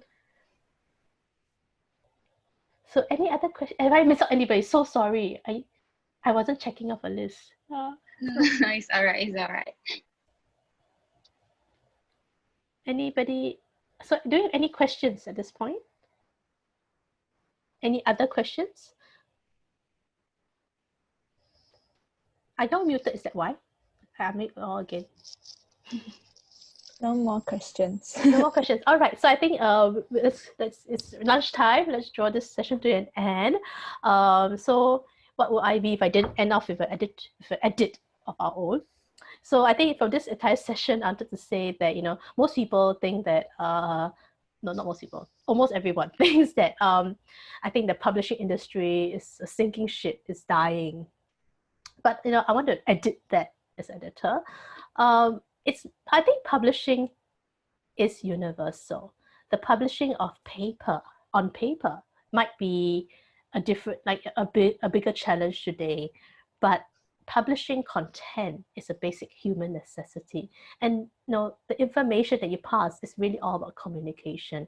And editorial must always remember, just because it's in word format doesn't mean that it would ever go out of fashion. So please go forth and be wonderful editors, and I wish you all the best in whatever area you go into. Hopefully this 1 hour session today would help you in, or not just, I won't use the word help, but would somehow go into your mind whenever you are writing something for anybody, whether you're writing an email to a professor, or you're writing an email to a kid, or you're writing in or you're WhatsApping somebody, or telegramming, or when you eventually TikTok dance your way out of the situations. I think hopefully it will inform some of that responses that you create in the future. And hopefully some of you decide to become editors in the future as well. So with all that, you can reach out to me anytime you want. Actually, I had a PowerPoint to show my details, but I think you can always ask SBPA as well. And we will definitely share the PowerPoint around so you can get all my details if you ever want to get in touch or ask any more in-depth questions that sometimes we kind of go through in a very first session like this. So all the best to you and take care. Thank you so much. Thank you for your presentation. Okay, bye. I'll be staying back here, so anybody want anything, you can stay back. If not, then yeah, feel free to go have lunch. Enjoy yourself. Sorry it took 1 hour more.